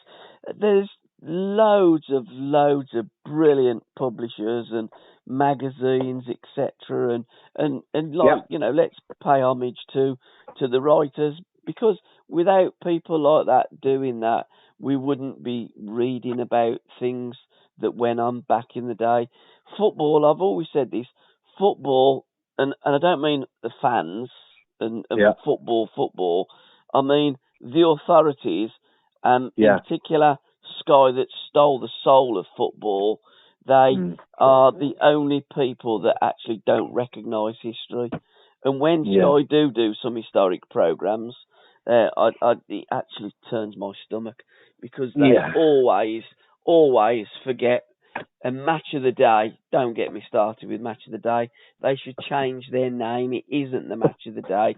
And I don't see how and why public money from the public purse should be paid to prop up and give a public relations broadcast for the most richest league in the world. I think it's an absolute disgrace. How they've got away with it for years, I just don't know. But it just does show that there's no backbone with our politicians. And I ain't even going to start on that Gary Neville, because he is very selective in what he does and what he says. And I've not heard him or anybody else, when they're looking at football and the greed of football, it starts with Europe and the European competitions and the Super League, as I call it, not the Champions League. It filters down from that. So they want to have a go at the little bits and pieces that they want to have a go at, because it publicly, the sound bites, gives him votes. I just don't like that. If I met him, we'd get on, but I just don't like where he comes from and how he selects the little bits and pieces that he wants to drive that narrative forward.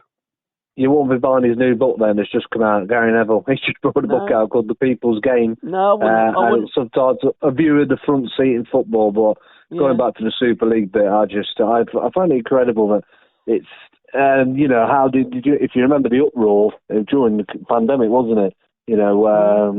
Suddenly everyone's against the idea, but they've kind of changed it in the background. It's still very much prevalent that there's now going to be this.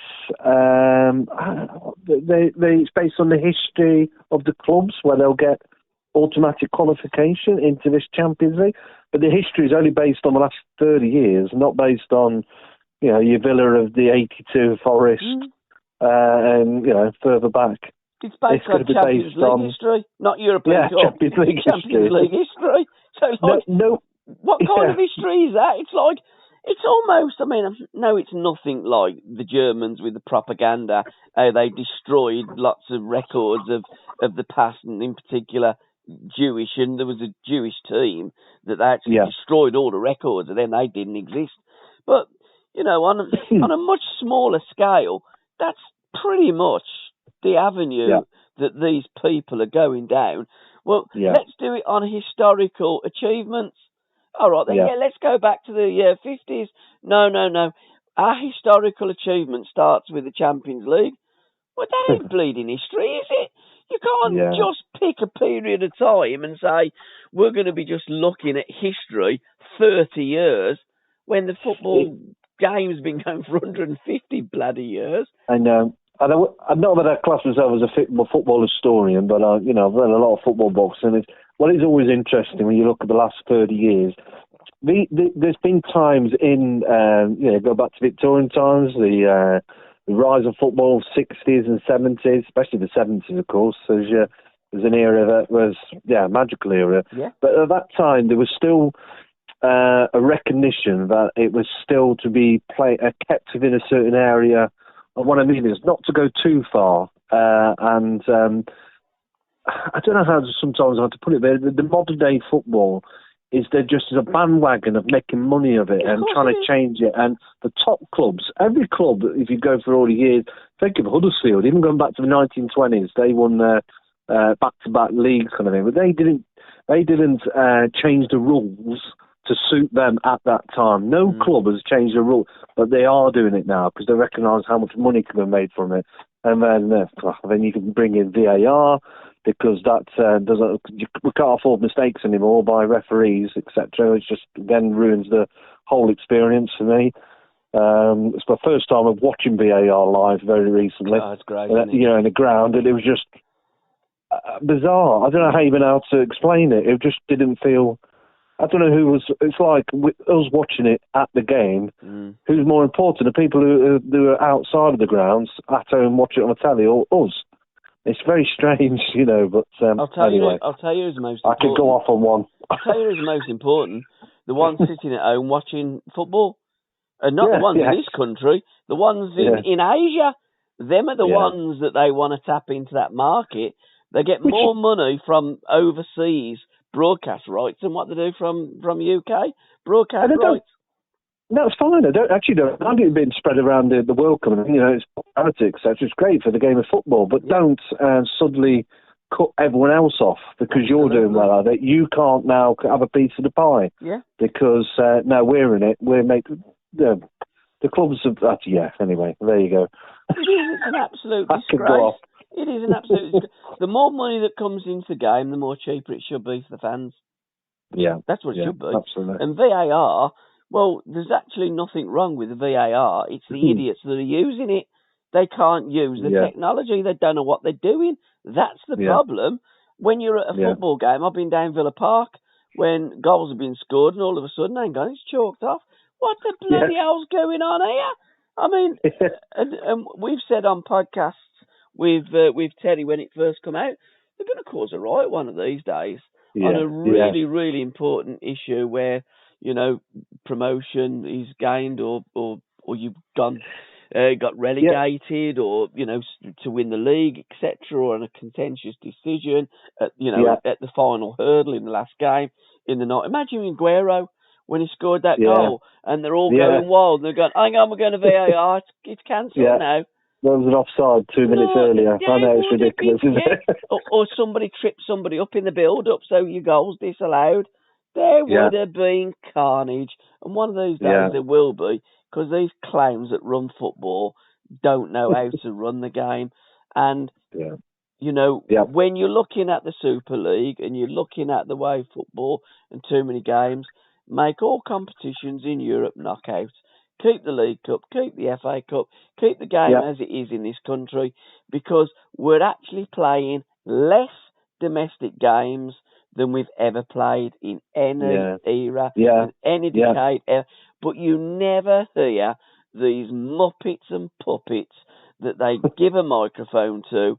So when a manager or a Gary Neville, and they're all going on about, about the game and how it needs to change, well, can we change it from the Champions League? Because that's where all the ills start, from the very top. The root to all evil is the money, isn't it? And this season, you could not get a better example of where the World Cup is. In this, and being bang middle in the normal season for everyone else, and that's literally all about money. So whatever you say, not like the World Cups in the 70s. Blood on a crossbar, for instance. The Dictatorship World Cup by Reece Richards. Yes, great pullback. Yeah, absolutely. Let's get back to the good old days. So that's a fantastic. There's great books coming out around this time as well, with the World Cup coming on the horizon. And Reece Richards, isn't it? So blood on the crossbar. So not like the World Cup was ever bought, in the 70s. Absolutely. The Argentinian hunter or junter or whatever you used to call them. Bodies going missing and ending up in the River Plate. And games of football that they needed to win 6-0 to qualify. And guess what? They won 6-0 and qualified. They did. Nothing bad ever went on in the 70s in World Cups. And another book I do briefly want to mention here, From Beauty to Duty, a football history of Uruguay, 1878 to 1917. So from the birth to the First World War, by Martin de Cruz. So two books there from South America. One looks as though he's got a South American name, but the other one sounds like a taff. Yes, it does. Reece Richards. Yeah. What do you know about either book? Have you read them? I know I've seen you promoting them. Not yet. Well, The Beauty for Duty doesn't come out. It comes out next Monday, actually. The one on the football history of Uruguay. So I'm sure it'll be landing with me at some stage. But it's a great story. Again, I've read the synopsis of the book, and it's it's the early Olympic World Cup triumphs, isn't it, of Uruguay? So. But it looks a fascinating story. But I don't know anything about the author Martin de la Cruz, apart from I know he's a football historian. And it's just interesting. I love these kind of ones that go back to the history, the origins, etc. It's great for another great looking front cover on that particular one as well. I love both of them. The stands, and then it's the flat caps, etc. The people watching the game.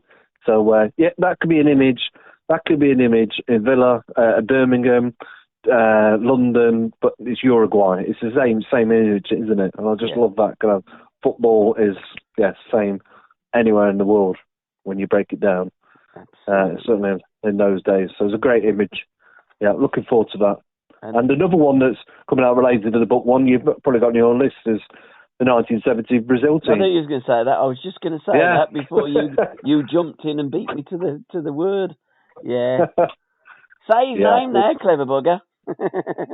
Say his name. Yeah.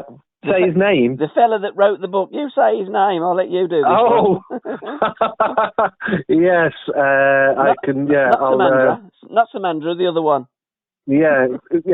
Yes. It's that one, isn't it? So it starts with a K. Yeah. Samandra, couldn't he? Yeah. That's it. That's a good way. I mean, isn't it? He's got to be foreign. He must be foreign. I would have thought so. I don't know anything about the author. Do you?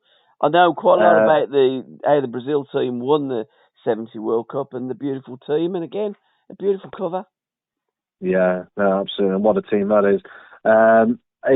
He's a regular contributor to World Soccer, the BBC. Right, okay. And he features in the Blizzard. You're probably familiar with that? Yeah, Jonathan Wilson's group. That's it, that group there. So, I have come across his name before as well. So I think it's his first book. I might be wrong, but I'm pretty sure it's his first book. I don't recall it. Is Chris Lee, or has Chris Lee got another book out or coming out? He has, and I think without trying to repeat ourselves, kind of, now if you want to see a book cover, I think this one knocks it out of the park. It really does. It's called The Defiant. It's the history of football against fascism, and it comes out in a couple of weeks. That's Chris Lee from Outside Right.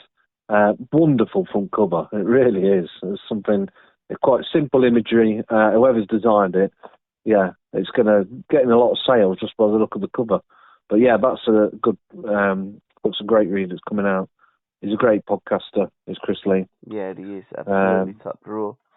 Yeah. Just going back to that 97 Brazil, sorry, I was just going to say. 97 Brazil team? What 97? What 97 Brazil team? Yeah. I think it was called the Brazil when it first came out, or it's been promoted. It was called the Beautiful Team, but it's now. I think they changed the title of the name to 1970 Brazil. I thought you said 97. I did, yeah. I was going to say, you threw me on. What 97? Where are you going? That was pre-France. That must have been Le Tournoi when Barthez picked the ball out the back of there. I thought, what the hell's going on here? What's the crowd going wild for? The fraudulent slip. 1970 is what I meant then. Apologies then, I forgot that right. But what a great World Cup that was. But getting held in Mexico, wasn't it? So a bit too young to remember that World Cup, if I'm honest. I was born in 64, so I would have been 5 at the time, because I was born in November, so I'd been 5. I don't really remember it that well, but Gordon Banks was my first football hero, so possibly it was that save against Brazil. With the beauty of being able to research, watch on YouTube, look at the goals that the Brazilians scored, and that goal from Carlos Alberto, arguably one of the greatest. I would say that goal and Maradona's were the two greatest goals that I've seen recorded. I'm not saying that, because there's been a lot of goals scored that have never been recorded, but those two that were recorded, I think, was probably the best two that I've ever seen. And the how Brazil won the 1970 World Cup by Samindra Kunti, or Kunte, or however you say his name. But, and it was their third title, which basically allowed them to keep the Jules Rimet trophy as it was then. They permanently kept it. Obviously, the now World Cup, as it looks, came in 1974. Yes, it did. Yeah, and while we're talking about books, let's give a shout out to Gary Thacker's book, that wonderful These Football Times. Gary does a great job. His latest book is, of course, Chelsea in 2012, when they went and won the European Cup. They won the FA Cup and the European Cup, Champions League, as it was back then, of course. And he's got a book coming out in next year, I think, about Ajax in the 70s. So that's going to be a fantastic read. But Beautiful Bridesmaids Dressed in Orange was Gary's book. So we've got there the beautiful team how Brazil won it in 70. Gary's book about the 1974 Holland team. And then 1978 Blood on the Crossbar. And then, of course, Stuart Horsfield wrote that great book about Brazil in 1982 as well. So, that pretty much the World Cups of my lifetime. The first one, don't remember that much. But then 1986, and then we had Italia 90, 94 we didn't qualify. But there's pretty much a book about all the World Cups, and there's a recent book that's come out about the 1994 World Cup I've seen promoted on your website and socials. Yeah, it's very popular as well. So, no, I've got the book as well. So, USA 94 by Matthew Evans. He's written extensive. I've seen a lot of his writing. I think he's wrote in these Football Times and also Nutmeg magazine. I don't know if you're familiar with that. It's more a Scottish-based magazine, isn't it? Yeah, I think it's linked with one of my favourite authors, Oh my goodness, his name's gone completely out of my head. It'll come back to me in a minute for Nutmeg as well. Don't think about it. If you don't think about it, it'll really come to you quickly. It's almost as though, like you're playing for Forest. It's Monday night. You're playing in the game. Monday night football. The ball's come through to you, Andy Satchwell. You're in on goal. The Leicester City goalkeeper is coming out to you. You're composed and you just stick it in the onion bag. When you get up about it, it goes over, and then it's up in the River Trent. Although this game, I think, is played at Leicester, so it would be one hell of a bad shot to end up in the Trent from Leicester. It would, it would. And that's author is Daniel Gray. So Daniel Gray has wrote a number of excellent books, and he's got another one coming out soon, actually. But that I went off. USA 94, is an excellent book. Again, out through Pitch. They came out recently. Another memorable World Cup as well for different reasons. Obviously, one that England didn't play at, which is no, we didn't. I love the picture of the front cover of this book as well. Get Shirty, the rise and fall of Admiral Sportswear by Andy Wells. Yeah, excellent. Back in the 70s, they're a small Midlands underwear firm. It was underwear firm. Changed football, didn't they? When they won the contract as England's kit supplier, Admiral. I think that was down to Don Reevy, wasn't it? In some backhand payments, if I'm honest. Yeah. No, it's a brilliant look. I've got that book. So it's based on it was a popular ITV documentary, Get Shirty. Oh, okay. So it's the writer-director, Andy Wells, definitive, lavishly illustrated account of the untold Admiral story. It's just brilliant book, and just a nostalgic trip down memory lane. And they're another great author, I should say, Conquer Editions. They do a number of books. They got we did Got's Not Got Football Books, which you're not familiar with, the Lost World of Football series. Loads of them, ain't there? Them Not Gots and that. There is. The great ones. Which neatly ties me into one I would like to mention for Conquer Editions as well, that I shared recently, called Black and White Stripes. And it's the greatest collection of Newcastle United match-worn shirts. So there's an amazing, you ever go on the internet, it's amazing how many people love football shirts and collect football shirts, etc. But you don't need to be a Newcastle fan, but flicking through it, you recognise some of the shirts going right back to the 60s and Bombogker in the 1970s, etc. It's a great little book of match-worn shirts, and that's again out through Conquer Editions, written by Gavin Hay. So with the shirts, does it just show you the picture, or are there stories behind the picture of the match-worn shirts? How do the dynamics work in this book? So the way we do it, they pick out, so they pick out, so for example, I'll just flick through it, one in particular, you've got Warren Barton, so you've got a particular shirt. This is from the 1998-99 Cup Winners' Cup, and so basically it's a story, it's a picture of the shirt, and then a little bit of a story about that particular shirt and linking it to the player who wore it.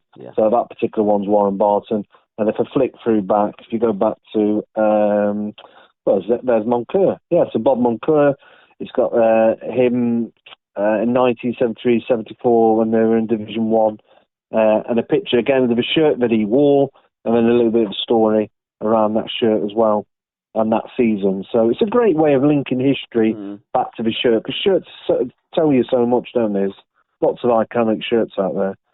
Some of the shirts you look at nowadays, they're a bit outlandish, aren't they? But when you keep it nice and simple, some of them, simple's best. Yeah, we spoke about that on the podcast this week with Terry. And some of the England shirt, for instance, it looks like a training top. Manchester City's top these days looks like a training top, but they were iconic shirts back in the day.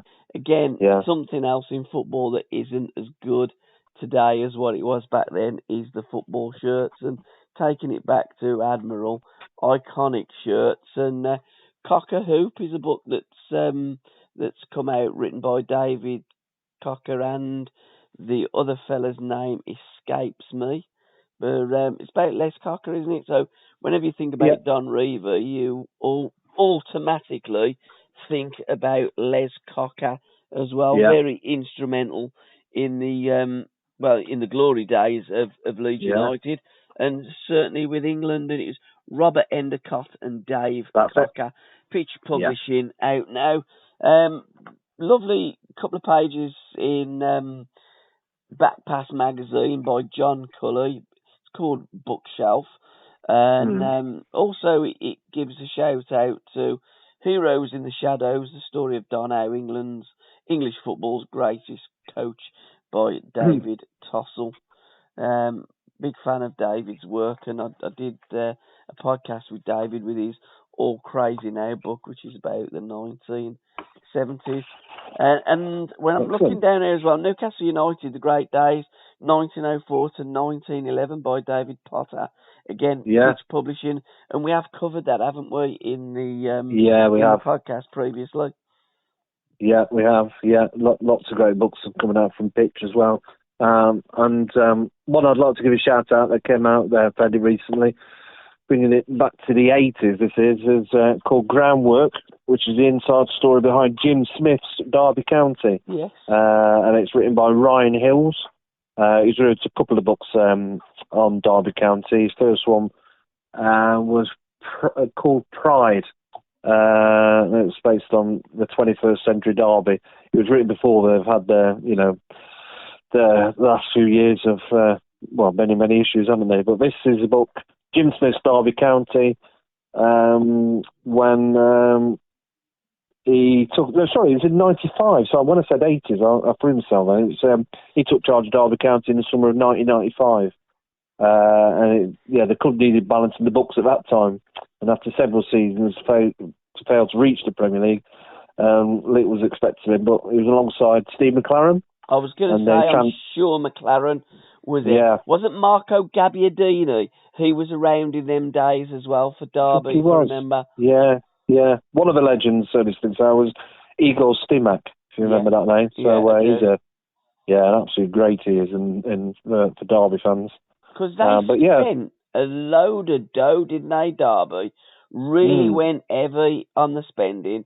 And then when Jim had it and Steve McLaren come in as a coach, they got promoted. Pretty much they got rid of all the big name players and brought in other players. Wasn't Kitson in that team as well? Kitson, I think he was, yeah. Paul Kitson, wasn't it? Paul Kitson, that's it, yeah. It says here, Smith built a team side capable of matching the very best in English and amassing an array of international talent that was never been seen before. And it was bankrolled by a local businessman called Lionel Pickering. Okay. Who threatened to become a major force in the English game again. So, he was known as the Bold Eagle, wasn't he, Jim Smith? I seem to remember. Well, he was Blackburn Rovers manager, and then he comes to Birmingham City. I think he got sacked. He really got shat upon by Birmingham City's board because Aston Villa had they hadn't got rid of Doug Ellis. There was a lot of boardroom upheaval in them days.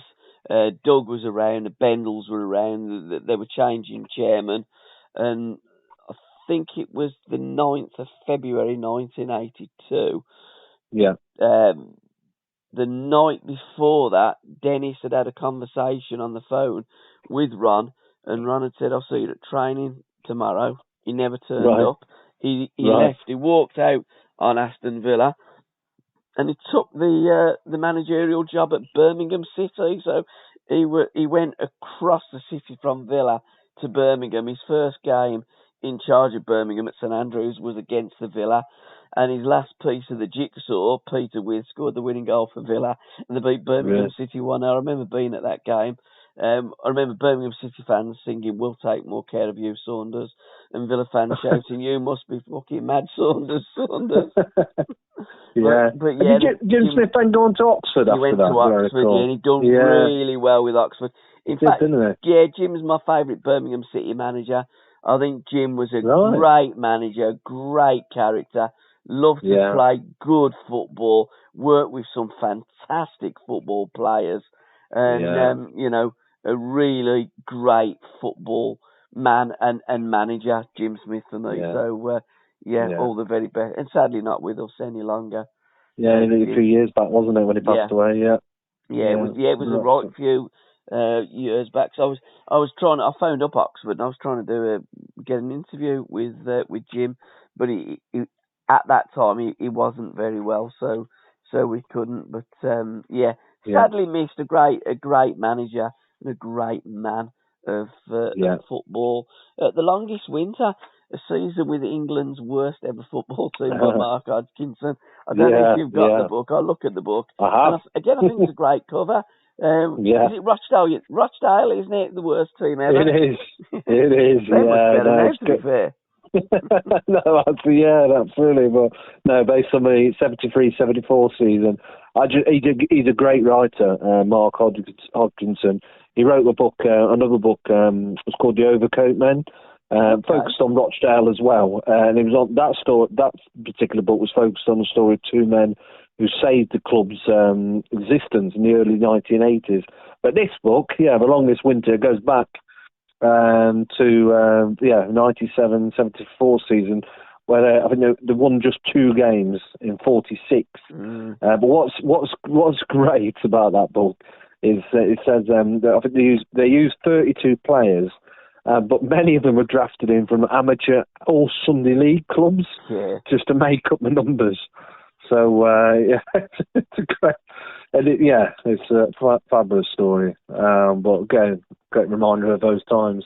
In fact, it does say on the synopsis, it's quite interesting the timing of when you think back to those times, because it was Britain was basically in a meltdown. It was the Arab-Israeli war. Energy prices are soaring like they are now. Exactly, not much change, offices, because of the weather, they were limited to temperature 17 Celsius, and power cuts were frequent. The 3-day working weeks came in as inflation took hold, and the miners and workers, miners and the other workers went on strike. It's incredible, isn't it? Yeah, exactly. 50 years on, you could almost read the same thing. I'm just waiting to see what team is going in the Rochdale version in 2022-23. I thought it was going to be Birmingham at one stage, but there you go. But no, it looks really great read. It's a great author, so I'm sure that'll be a fantastic. So, and again, like you said, great looking title, great looking cover, isn't it? Yeah, The Longest Winter. It does take a lot of doing, doesn't it? Just winning 2 games. Although going back to the Premier League with Derby, they had that horrendous season, didn't they? They didn't win. How many games did they win? I think they didn't win much more than 2, did they? I think it might have been 1 or 2, but I certainly remember it was 11 points, because as a Forest fan, one of the main things this season is to get to 12 points, which sounds daft, I know, but we don't want to go down as the worst team in history, which is obviously what we talk about of Derby County. So, as you do about your rivals. So it's always about when we win that, or if it'll be a draw, and hopefully it'll be at the City Ground. It'll be the biggest cheer ever, even if it's the last game. We get to 12 points. That's enough. But I mean, like, with 3 points for a win now, so they're 6. So if they probably did only win 2. So, you could argue that Derby County were the worst team ever, and, they had a much bigger budget than what Rochdale would have had. And I don't remember him taking anyone from Sunday League football to play for Derby, although when you watch Derby, there looks as though there were a few players of that level of football, wasn't there, back in the day? Yeah. Interesting manager as well, of course, in Billy Davies. So he famously came over to Forest as well. So quite a character, to say the least. Yeah, I don't think the journalist missed him. Sorry, Paul. Yeah, and then all of a sudden you didn't hear anything else of Billy Davies. At one stage it was like Billy Davies for every job that was going in football, and then I think managers, when they're out for a certain amount of time, it's like, oh, that's it, finished now. You never heard of them again. Yeah. Oh, it was famous. I can remember lots of quotes about players say he could literally have an argument on his own in a room. So, he was a fiery character, to say the least. Another book here I'm looking in on the bookshelf in Backpass magazine. In the Shadow of Ben Bulben. That's one hell of a name, isn't it? Ben Bulben. Dixie Dean at Sligo Rovers by Paul Little. Again, Pitch Publishing. William Ralph Dixie Dean retired as a footballer in 1938. He was only 31, but the injuries acquired in 16 years as a professional footballer were taking its toll in his attempt to prolong his career with Notts County following his departure from Everton had run out of road. He announced he was embarking on a new career as a talent scout. And then it goes on, my reading is awful, so I'm not going to bore you with the reading.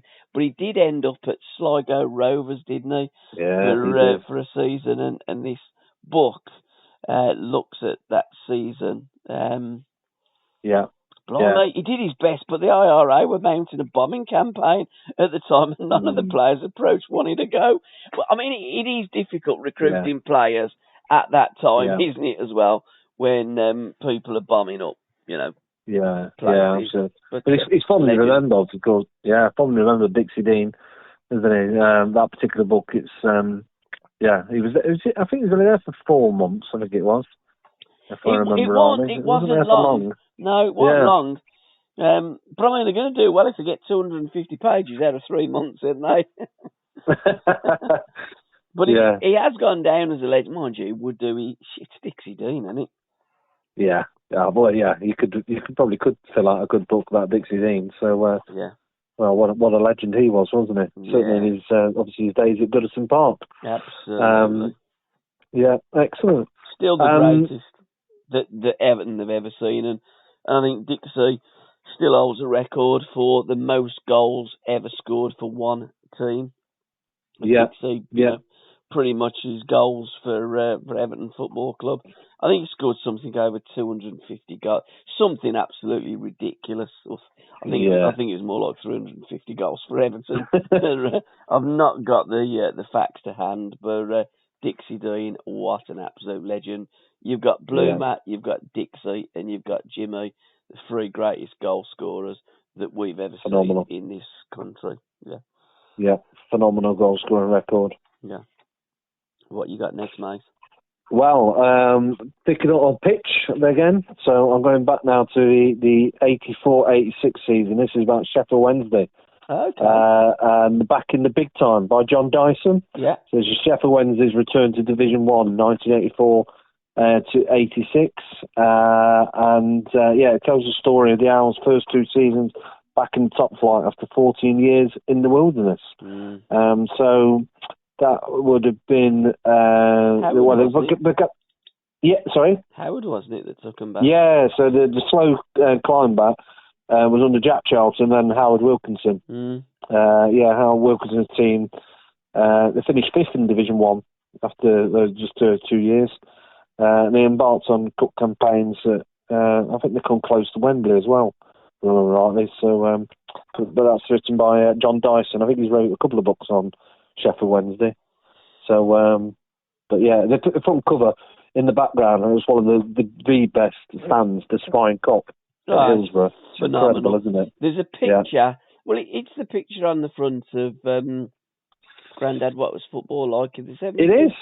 Santos. That book. Yeah, Santos when they played in the Spine Cop there. Phenomenal. But Terry Curran just missed out on that because TCU say to Jack, if we bought him, I think got no idea it was Verardi who he was talking about, bringing in Verardi. Might have been Mick Lyons who he was talking about bringing in, and another player. I know there was 3 players that Terry said to Jack, bring them in and we'll get promoted, but Jack didn't. And I think then when Howard took over, he did bring in them players and they got promoted. So TC weren't far wide of the mark, but at that time, of course, he'd left Sheffield Wednesday in the mid-80s. Yeah, he left him. Carving out a career at Everton Football Club, but again, got a bad injury like what he did at Nottingham Forest. Yeah, that's it. He left Wednesday in 82, didn't he? So a couple of years before that. So he was off to Sheffield United. He moved to Sheffield United. There was a problem over signing on fee, I believe. But there you go.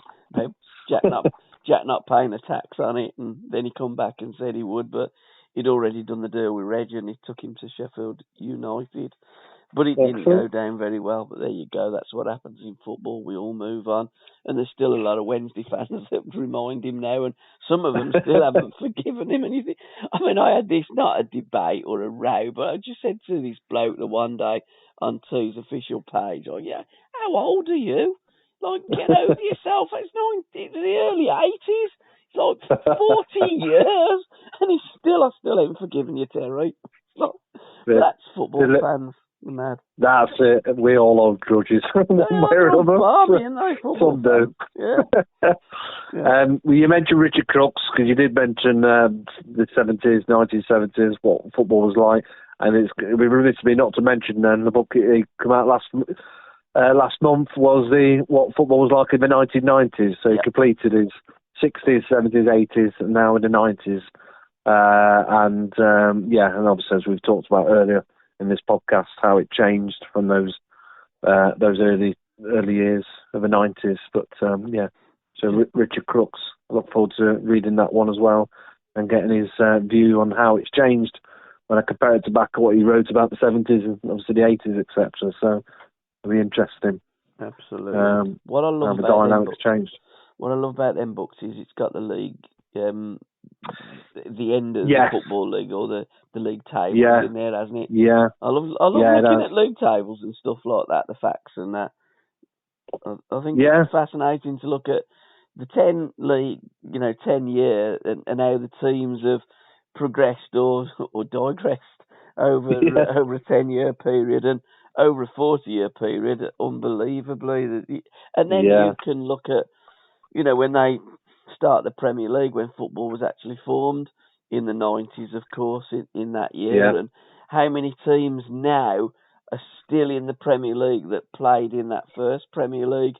That's a very interesting observation, because there's an awful lot that probably are not even, Oldham are even not in the league now that were in the first Premier League, wasn't they?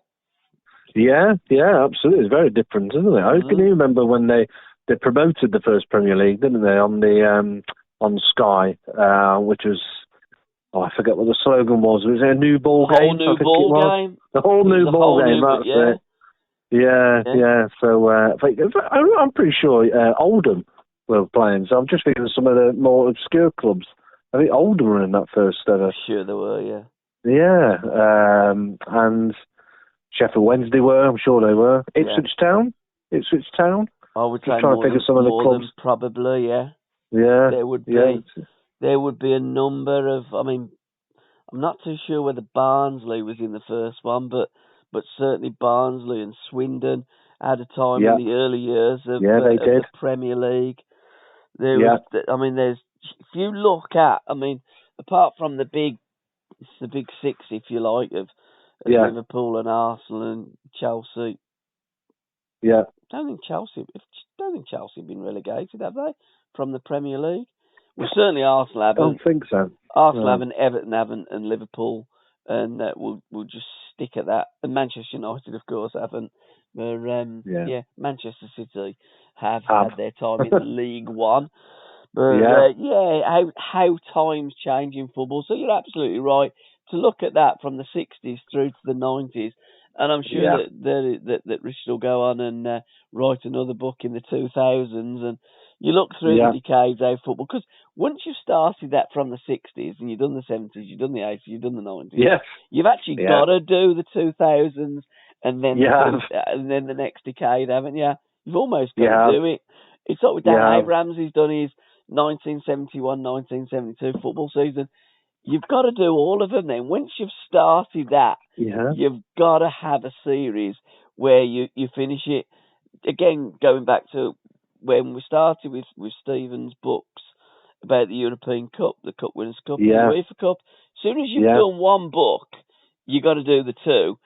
And as soon as you do the two, and I'm sure he probably never set out with the idea of a trilogy, but you have to, don't you? Because you go, you know what, I've just got to make it up, because it's imbalanced if I don't. So best of luck, Richard, going forward for your next two books.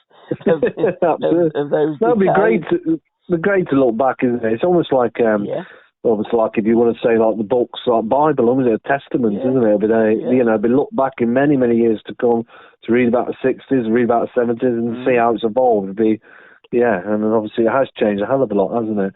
But just tying it in, because you mentioned about the early days of the 90s, another book that has been sent to me, again through Pitch, is League One Leeds.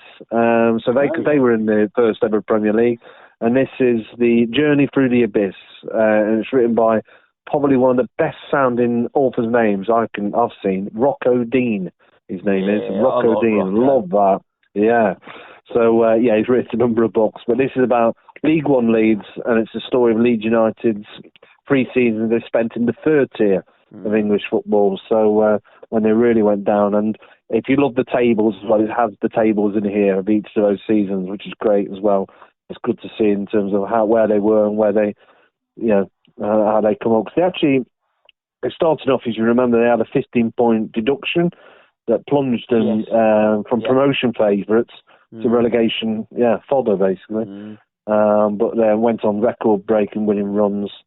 But during it, they still had the FA Cup defeats, if you remember, at Histon and Hereford as well. It's a great little account of a fascinating period in Leeds United's history and more recent history as well. And that's by Rocco Dean. The forwards by Simon Grayson, who was the manager for that period as well. So not adverse to the old giant killing act, are they, Leeds United? Remember 71 with Colchester? Yes, yeah. Ray Crawford and all, absolutely. Yeah. So, who gives you all these books from Pitch? But what's your contact at Pitch?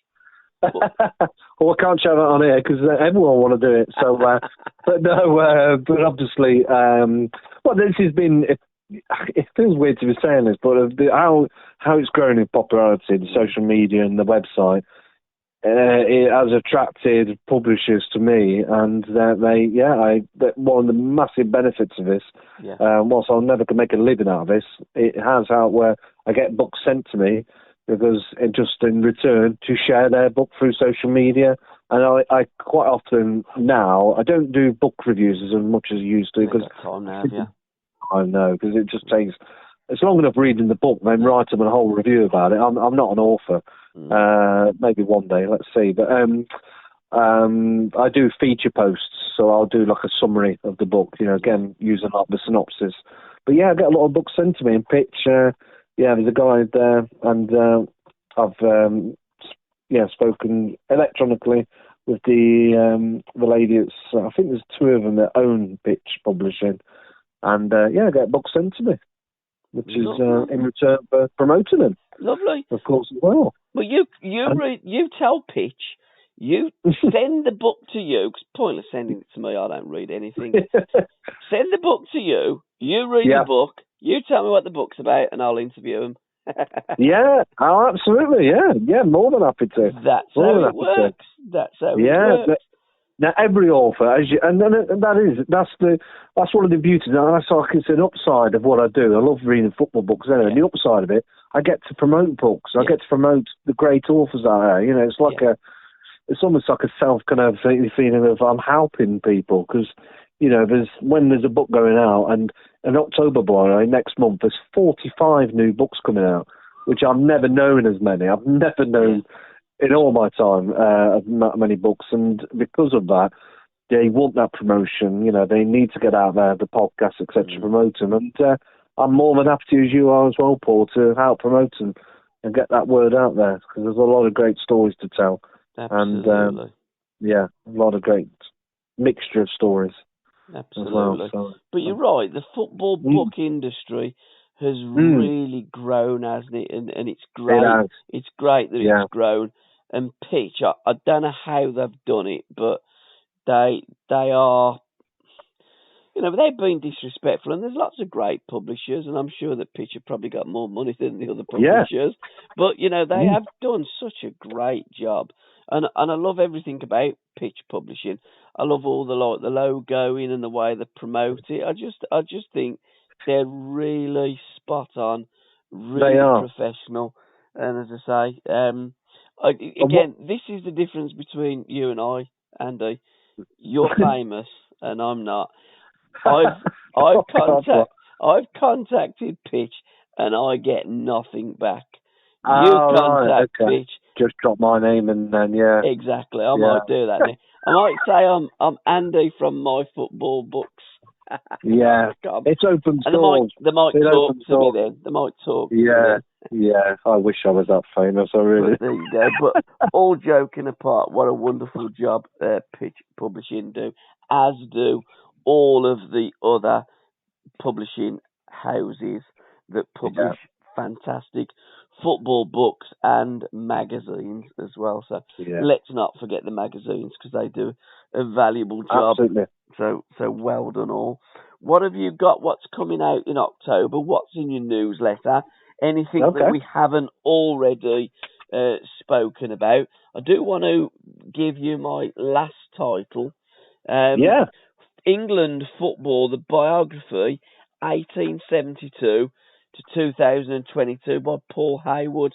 That looks a fabulous book as well. Again, I've seen it being promoted and I thought, Rob Stewart was promoting it the other day.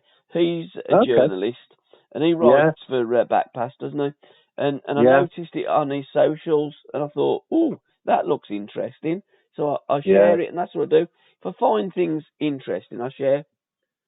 Yeah, no, absolutely. No, that's that's what I was going to mention actually. So you beat me to it because that comes out next month in October. Yeah, it's the biography from 1972 to 2022. So Paul Hayward, that author, this is his first standalone book. But he was a chief sports writer at Daily Telegraph. I can bring them all up. Daily Telegraph, Guardian, Observer, Daily Mail. He's been 5-time sports journalist, sports writer of the year. He's co-written the autobiographies of Michael Owen, Sir Bobby Robson, Sir Alex Ferguson. This man he's one of the. I'm amazed. This is his first book on his own. You know, when I just rolled off that really, and the amount of books he's been linked to and his writing credentials. So, but that's going to be a really interesting book, just based on his talents really. So, that comes out, and it's going right back from when the first game when England took on Scotland in Glasgow in 1872, which was regarded as the first international fixture, and enthralled those 5,000 people with a 0-0 game. Yeah, but there's something lovely about 0-0 sometimes, aren't there? 0-0s can be glorious as well, can't they? Well, they can be, and the only way he's up then, isn't it? You know, the next one, at least you'll probably see a goal. I mean, 1970 at Hampden Park, I mean, that was a 0-0 as well. I'm sure that there's been quite a few 0-0s over the years, but 1872 and 1970 were definitely 0-0s. Yeah, no, it's great. It's quite ironic, isn't it? The first ever international game, and it's 0-0. You know, there's 5,000 fans. They must have gone away from that game thinking, don't bother that football, Ark, it's boring. You know, but now look at it, let's go back to rugby. 150 years on. It caught on a little bit, didn't it? Yeah, just slightly. Especially when we used to play those games up at Hampden Park, Scotland versus England. Yeah. A few more than 5,000, eh? They used to get 120 plus, 130 plus, didn't they, in Hampden Park in those glorious days? Yeah, I've seen one of the. It's called Turnstiles. Listed Over Turnstiles is the book title. I'm going a little bit off memory here. A couple of volumes of that, isn't there? Yeah, there's a few volumes, and I'm sure there's a picture in there. It's Celtic against someone, but I remember the attendance anyway was around about 160,000. Crazy. It's mad, isn't it? It's incredible. Bonkers, isn't it? So that's some hot dogs they sold on that day. Absolutely, and some nips of scotch and brandy, no doubt. Absolutely, queued in the toilets. God, they didn't bother. If you went to the toilet in a crowd like that, you'd never get back. You just done it on the stands. Yeah, absolutely. Yeah. And they did. Yeah. the book that came out recently. Just mentioning some of the new releases and ones that's coming soon. One that, again, I mentioned pitch again, but it's called Power Players. Okay. By Ronnie Blaszek. I've probably got that completely wrong. I think I've got Ronnie right. The subtitle, it's a football and propaganda, war and revolution. So there's a kind of synergy there, really, with obviously what's happening in Ukraine and Russia and what have you. But it's a fascinating look at the ugly side of the beautiful game.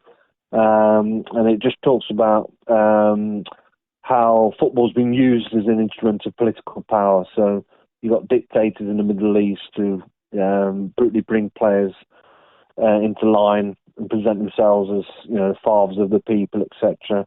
But it's great stories, and it does talk about Yugoslavia, Ukraine, and the Arab world, and the ultras, and etc., and how it's all linked to politics. Because there's always one of my favourite ever books. It's a chunk of a book called The Age of Football by David Goldblatt, who wrote a very famous book called The Ball Is Round. Yeah. But those books really do show you the how linked to society and politics that football is now. It has been for many, many years. It's incredible, and you probably we don't realise it as how interlinked they are. Well, we do, because we see the players down every week, don't we? Yeah, we do. Yeah, we do. But this book, it's a really fascinating looking book, which picks on that. Yeah, football in propaganda, war and revolution. So it's quite neat in terms of the timing. Great looking cover as well. Again, as well. And that particular one from Pitch. Books that's coming in soon as well. If I just mention it, I won't mention just be quiet now. I've done all my work. I'm just, you're just going to tell me, and I'm going to go, oh, I like that. Yeah. Again, I love the way that you promote them. You've got your table and you got your cup of coffee and you got your book, and that. It looks really artistic. And again, with you have that many books and you promote that many books, and that's what you do. You're a book promoter. You read as well. You've got the ability to read. You listen to me trying to read about Dixie Dean's book. I'm awful at reading, but I am getting through Dennis's book. But I do look through and I go, yep, like that, bang, like it, share it. And there are some books that really I go, oh, ears prick up. So you carry on, mate, and I'll see if my ears prick up to any of them. Well, I still think it's a mini task of mine, Paul. All these podcasts, we're on 9 now, aren't we? Yeah. So by the time we get to double figures and further down, but you would have read a book by then, from cover to cover, Paul. Janet and John was the last book I read cover to cover. Brilliant. The one that you might take your fancy, because I mean this in the nicest way, it's a pictorial book. It comes out in October. It's called World Cup Moments. It's by The Time. I like pictures. And the author is Richard Whitehead. So the guy, so he's linked. I'm pretty sure I might have been assuming here it is the same Richard Whitehead. I would be amazed it's not the same. I'll have a look at that. But he's putting the words together, and it kind of link as well, because The Cup is one of my most favourite recent books. Obviously, he wrote that, and the imagery in the book is brilliant, but the stories are brilliant as well, aren't they, as well? But this is, intelligent man, He is, Very intelligent. I've listened to your podcast with him. What he knows about football is incredible, isn't it? But he also, do you know what he does? He kind of, like you write a book and then you have a proofreader. Yeah. He's the next level above the proofreader. He's like an edit person. Yeah. So he'll look at it and he'll change it, all of that. He's proper clever. Yeah. Villa, I hope he is the same Richard Whitehead. Yeah. Villa have got some really, really clever supporters and authors. Yeah. But that World Cup moment, so it's basically again tying it with obviously the World Cup was coming up, but it's the 100. What they've done is picked out 100 iconic images and articles. Brilliant. So it's all the best moments from the first World Cup in Uruguay, 1930. North Korea's fairy tale in England, 66. And right up to the modern times. So when Germany humiliated Brazil in 2014, which that iconic semi-final, was it 7-1, wasn't it? 1, yeah. So, but that's coming out in October. So and the forwards by Henry Winter. So okay. it was, so that looks a great book. Yeah, the Times, that is, World Cup Moments. I think I shared it recently. I'll have a look at that and share it on my post. Coming out is the Tommy Hutchinson story. Oh, yes. Hutch. Yep, I've seen that. Shared that. What a player he was. In fact, Uddy talks so highly of Tommy Hutchinson. He was out there. I think he was out there in. They won the league in '82, so it would have gone out after the cup final, Coventry versus Tottenham, where he scored a goal for both sides, didn't he, in the first game? That's it. Tommy Hutchinson. But Uddy says, what a player he was. Yeah. What a player. So I'll get that book. That is an ear pricker up of mine. The great Tommy Hutchinson. Wouldn't mind making a podcast with Tommy. Oh, it'd be fantastic, wouldn't it? Yeah, absolutely. So, the story of one small boy's near impossible dream becoming a reality. He grew up in the poverty, the 1950s, in the Fife coalfield. He just had as it says there, unshakable belief in himself, and had a great career, didn't he? Most notably at Coventry, as you said, during the 70s into the 1981, when he left to move on to, I think it was Manchester City. Yeah, he did. I'm sure he did. He played Man City. Tottenham played for Manchester City in '81. But in Dennis's book, Dennis said of Tommy, blimey, we bought a player here. And again, I can't remember who the contact was, but I'd got Alan his number, so Uddy must have it. So I'll phone up Alan and see if I can do a podcast with Tommy Hutchinson promoting his book. Who's published that book? Is it another Pitch? It is. I'm pretty sure it is Pitch. Yeah. Let's have a look. Yeah, Pitch. Pitch again. Yeah, Pitch. Have a word with your friends at Pitch, because they probably won't come back to me. So have a word with your friends at Pitch and see if they fancy connecting. I mean, I'll try with Alan, but if he's still got his number. But I would like to. I'll do that. I'll note that down. Yeah. I know that's going to be a really popular book, because when I do share anything like on Twitter or Facebook, that one, the alerts coming in through my phone, I was like, what's going on? And people retweeting it, liking it, etc. There's certain books out there that catch the imagination. So, that was definitely one. It was suddenly like, blimey, crikey, that's going to be a popular one. So, but I took a note of that, so I'll see what I can do. Because let me just say before you did line me up with both of those, the Alchemy book and the Game of the Year Century as well. We had a conversation. I said, by all means, and then it comes to fruition. So you're my agent. I'll mention the fee later. So also coming out October, we've got because there's a lot of World Cup theme, and that's why there's so many, of course, coming out in October ahead of November for the World Cup. I still feel strange to say that. You've got The Making of the FIFA World Cup by Jack Davies, and so this is 75 of the most memorable moments. Probably some similarities to that book I mentioned earlier about the Times, but probably more about the not so much pictorial, more about the written word, let's say. But that's one that's coming out, which I'm looking forward to. There is one about Qatar 2020, the tiny nation that dreamed big. So, let's have a look at that one. That's coming out by Pitch. The Back Page is coming out by Pitch as well. So, 50 years of headlining with Sporting Kings by Steve Miller. Okay.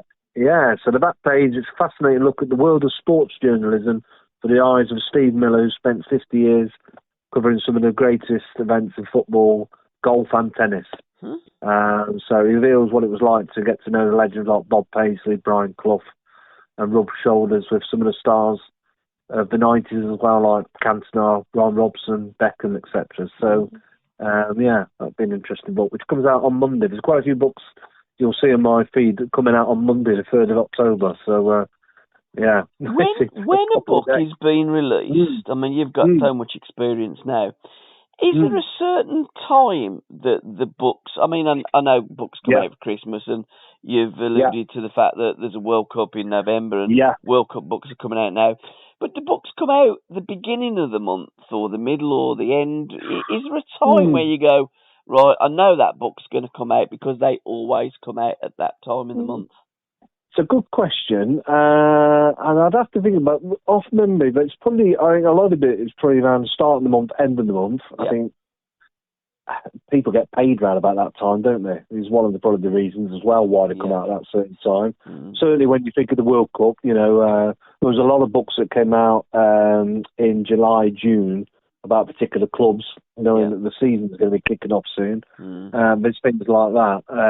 So, yeah, you tend to get quite a lot of books just thinking it through, certainly at the start of the month, at the end of the month. And it's probably because of that reason people are getting paid. And again, days of the week, is it pretty much on a Monday? Mondays and Thursdays. Yeah. Oh, right, okay. So, yeah, very strange. It's funny, I've never really thought about it, to be honest, but Mondays probably makes sense, but Thursdays as well. So, Pitch Publishing always go for a Monday.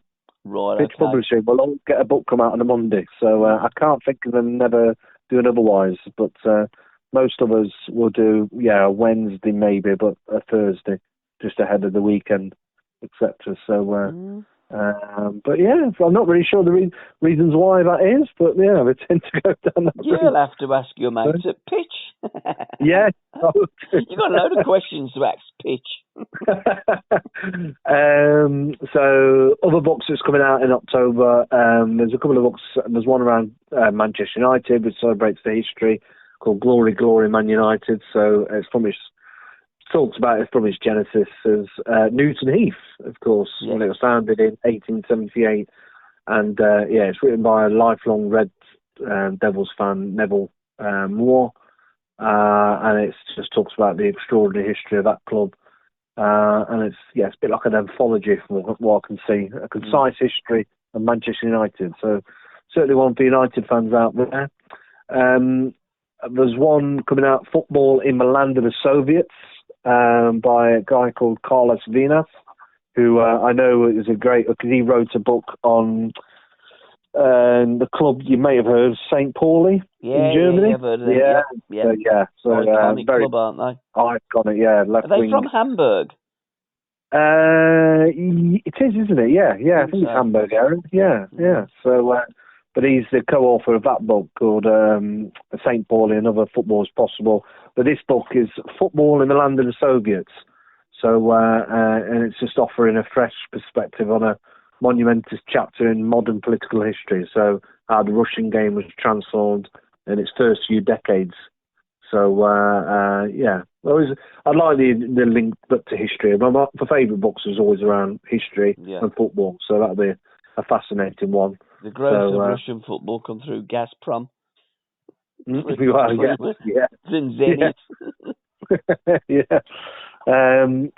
the Summer of '63. This is about Revi's plan for Leeds United. Right, that sounds good. So written by Gary Edwards. I think he's written a lot of books. In fact, it says here, it's his 7th book, this is. So he's a columnist. He's all Leeds. For the league.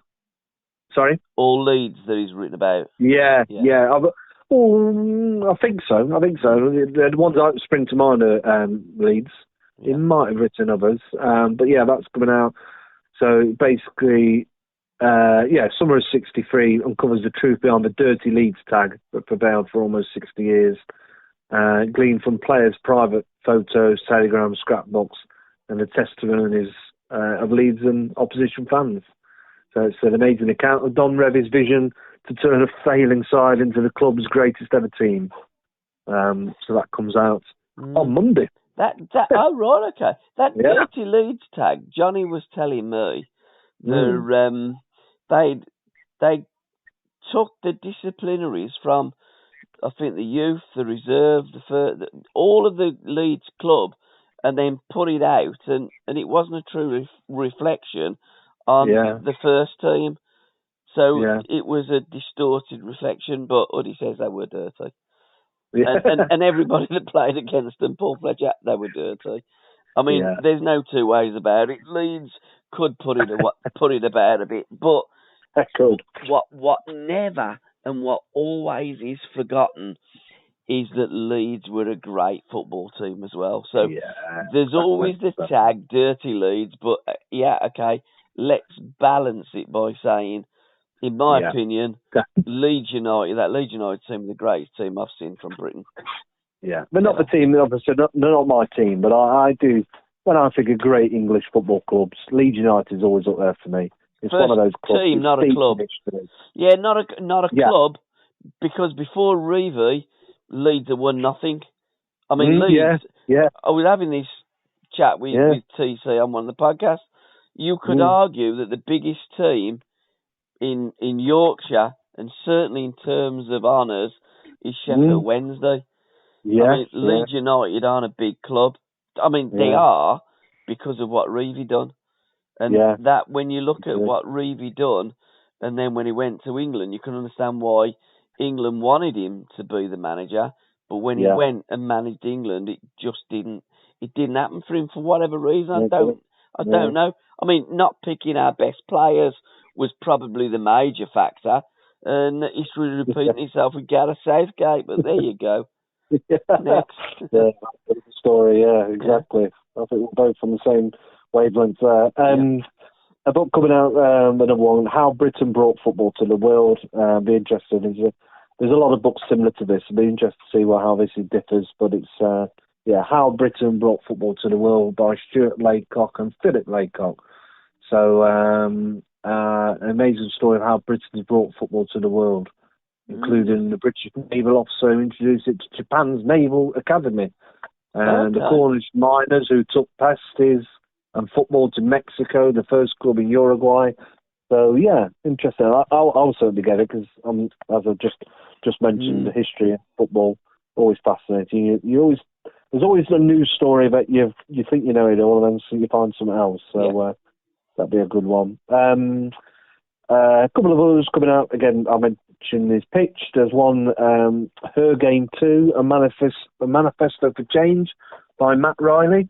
It's basically a call to arms for women to have given equal access to profile opportunities and advancement to the beautiful game. And we talked about earlier, didn't we, about how women's football's come on, leaps and bounds, hasn't it? Certainly, obviously, on the back of the European Championships in the summer. So I know my daughter's 9 next month, how much she loves watching football, and she comes with me to the football as well. It's popular, isn't it? And but this is Matt Riley's book that's coming out towards the back end of October. So just one to look out for. And a couple more I would just mention. There's one that's been delayed for a while, but it's called The Season in Hell. Comes out towards the back end of October through Pen and Sword Books, and it's about the British footballers who were killed in the Second World War. And again, quite a sad story, but again, just linking it to some of the footballers that never came back, basically, on those sorry times. And I think I'll wrap up on that because there is 40, like I said, there's a lot of books coming out that I'll be sharing over the next days and weeks in October. When will you be sharing that Leeds United book? Because that sounds tasty. I'm looking forward to that. Was that another Pitch Publishing? The Leeds, yes. The Summer of 63. Yeah, that comes out on Monday. Yeah, I'll be sharing that. Because what a team they were. When they got promoted to the First Division in 1962-63 season, they got to the FA Cup final when No, it wasn't then. That was Leicester versus Manchester United 63. So Reeve had assembled it. They got promoted 64, 65. 64, 65, they got promoted because they got to the FA Cup final in 65 against Liverpool, and St John scored the winning goal in extra time, and they got picked at the post, I think, by Manchester United, and they drew in a game at St Andrews 3-3. They were 3-0 down at half-time, Leeds, and got it back to 3-3. Of course, there was only 2 points for a win in those days, but fine margins, and Leeds come within a whisker of getting promoted, and in the first season, winning the double. That would have been some achievement. So that book is about the birth of Don Revie. Bobby Collins will be in that book. He was very instrumental in the birth, because he left Everton and went to play for Second Division Leeds United. So I'll be looking for, again, not a Leeds fan, but with clubs like that from that period, I'm very interested in getting them books. And he's a great author, that Gary Edwards, as well. I do recall reading a book about, it was called Not Glossing Over or No Glossing Over It. It was how football cheated Leeds United. And if you remember, it was linking it back to the when they missed out on the European Cup 1975. Yeah, they cheated. So was it Bayern Munich? Yeah, Bayern Munich, Yeah. So, he wrote a book about that, I remember. And in 1973, Sniffer Clark told me the referee arrived on the same plane as the AC Milan team. You know what I mean? They were cheated out in 73 and 75. Again, and that's why Leeds fans sing like champions of Europe, don't they? Because in their opinion, they were the champions of Europe. They were cheated out of that. I mean, in fact, Leeds were cheated out of a lot of games, you know. I mean, I know people go on and say about Leeds United, but when things happen like that, you almost have, as Big Ron would say to me, a siege mentality. And I think Leeds developed that by things that had happened to Leeds. So, that'll be a great book. I'm looking forward to that. I should buy that book. Yeah, excellent. I'll have a word with Pitch as well on your behalf. Yeah, thank you. I'll be interested in doing a podcast with that. I'll have a look at that and start following him and see if I get any response from the author. Yeah, excellent. Anything else, mate, or is that the end of our podcast? That's it. That's the list from me. There's lots of others coming out, but we can pick up next time out. So the one thing I did just put a reminder on myself was just to say, if for fans out there as well, because I don't think we've spoken since. I did share on the website to correspond with 2 years since launching it. I did a feature of the 20 favourite football books, which I shared as well. So that's on the website. You can look on there about some books through the years, which have been my favourites across football and the years, etc. So. And have you read all them books, all them 20? Yeah, the 20 I picked out, I've read them, so I have my favourite books, but I ain't read them. They're just my favourite books. I like the cover and the pictures. I don't read as much as I used to, if I'm honest, so but that's a different matter. How many you do in a month now? How many books you read in a month? Well, moving house at the moment, not a lot. I've probably read one in the last month, to be honest,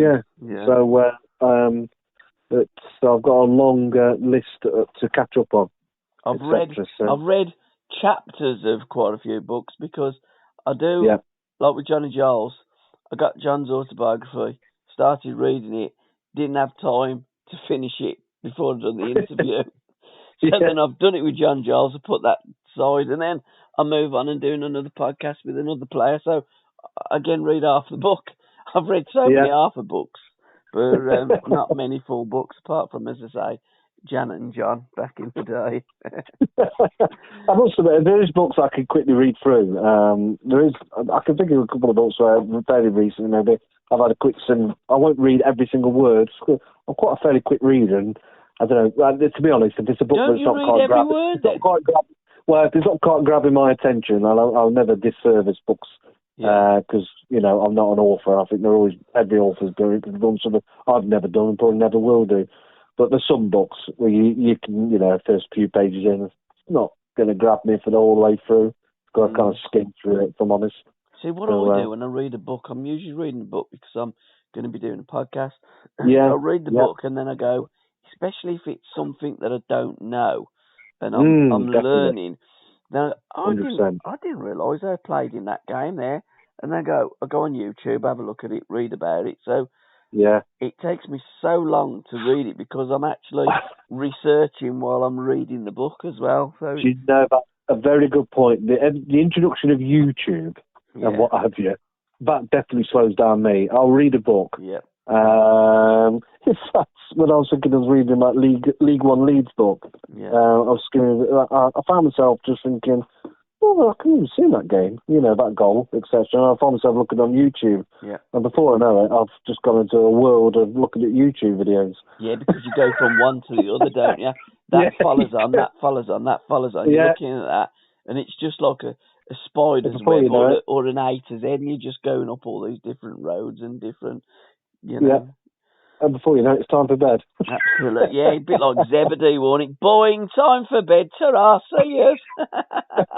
On that note, it is a good night from me. Thank you so much for your time, Andy. Always a joy and a pleasure. And thank you to Colin Abbott for being our author of the month this month. We will probably do it within 4 weeks, part 10, and then part 11 after another 4 weeks. But it has been a bit mad with summer holidays and, then moving house, etc., and what have you. So, till next time, thank you. And you always say, what's your catchphrase when you say happy reading? Absolutely. Absolutely. Happy reading, everyone.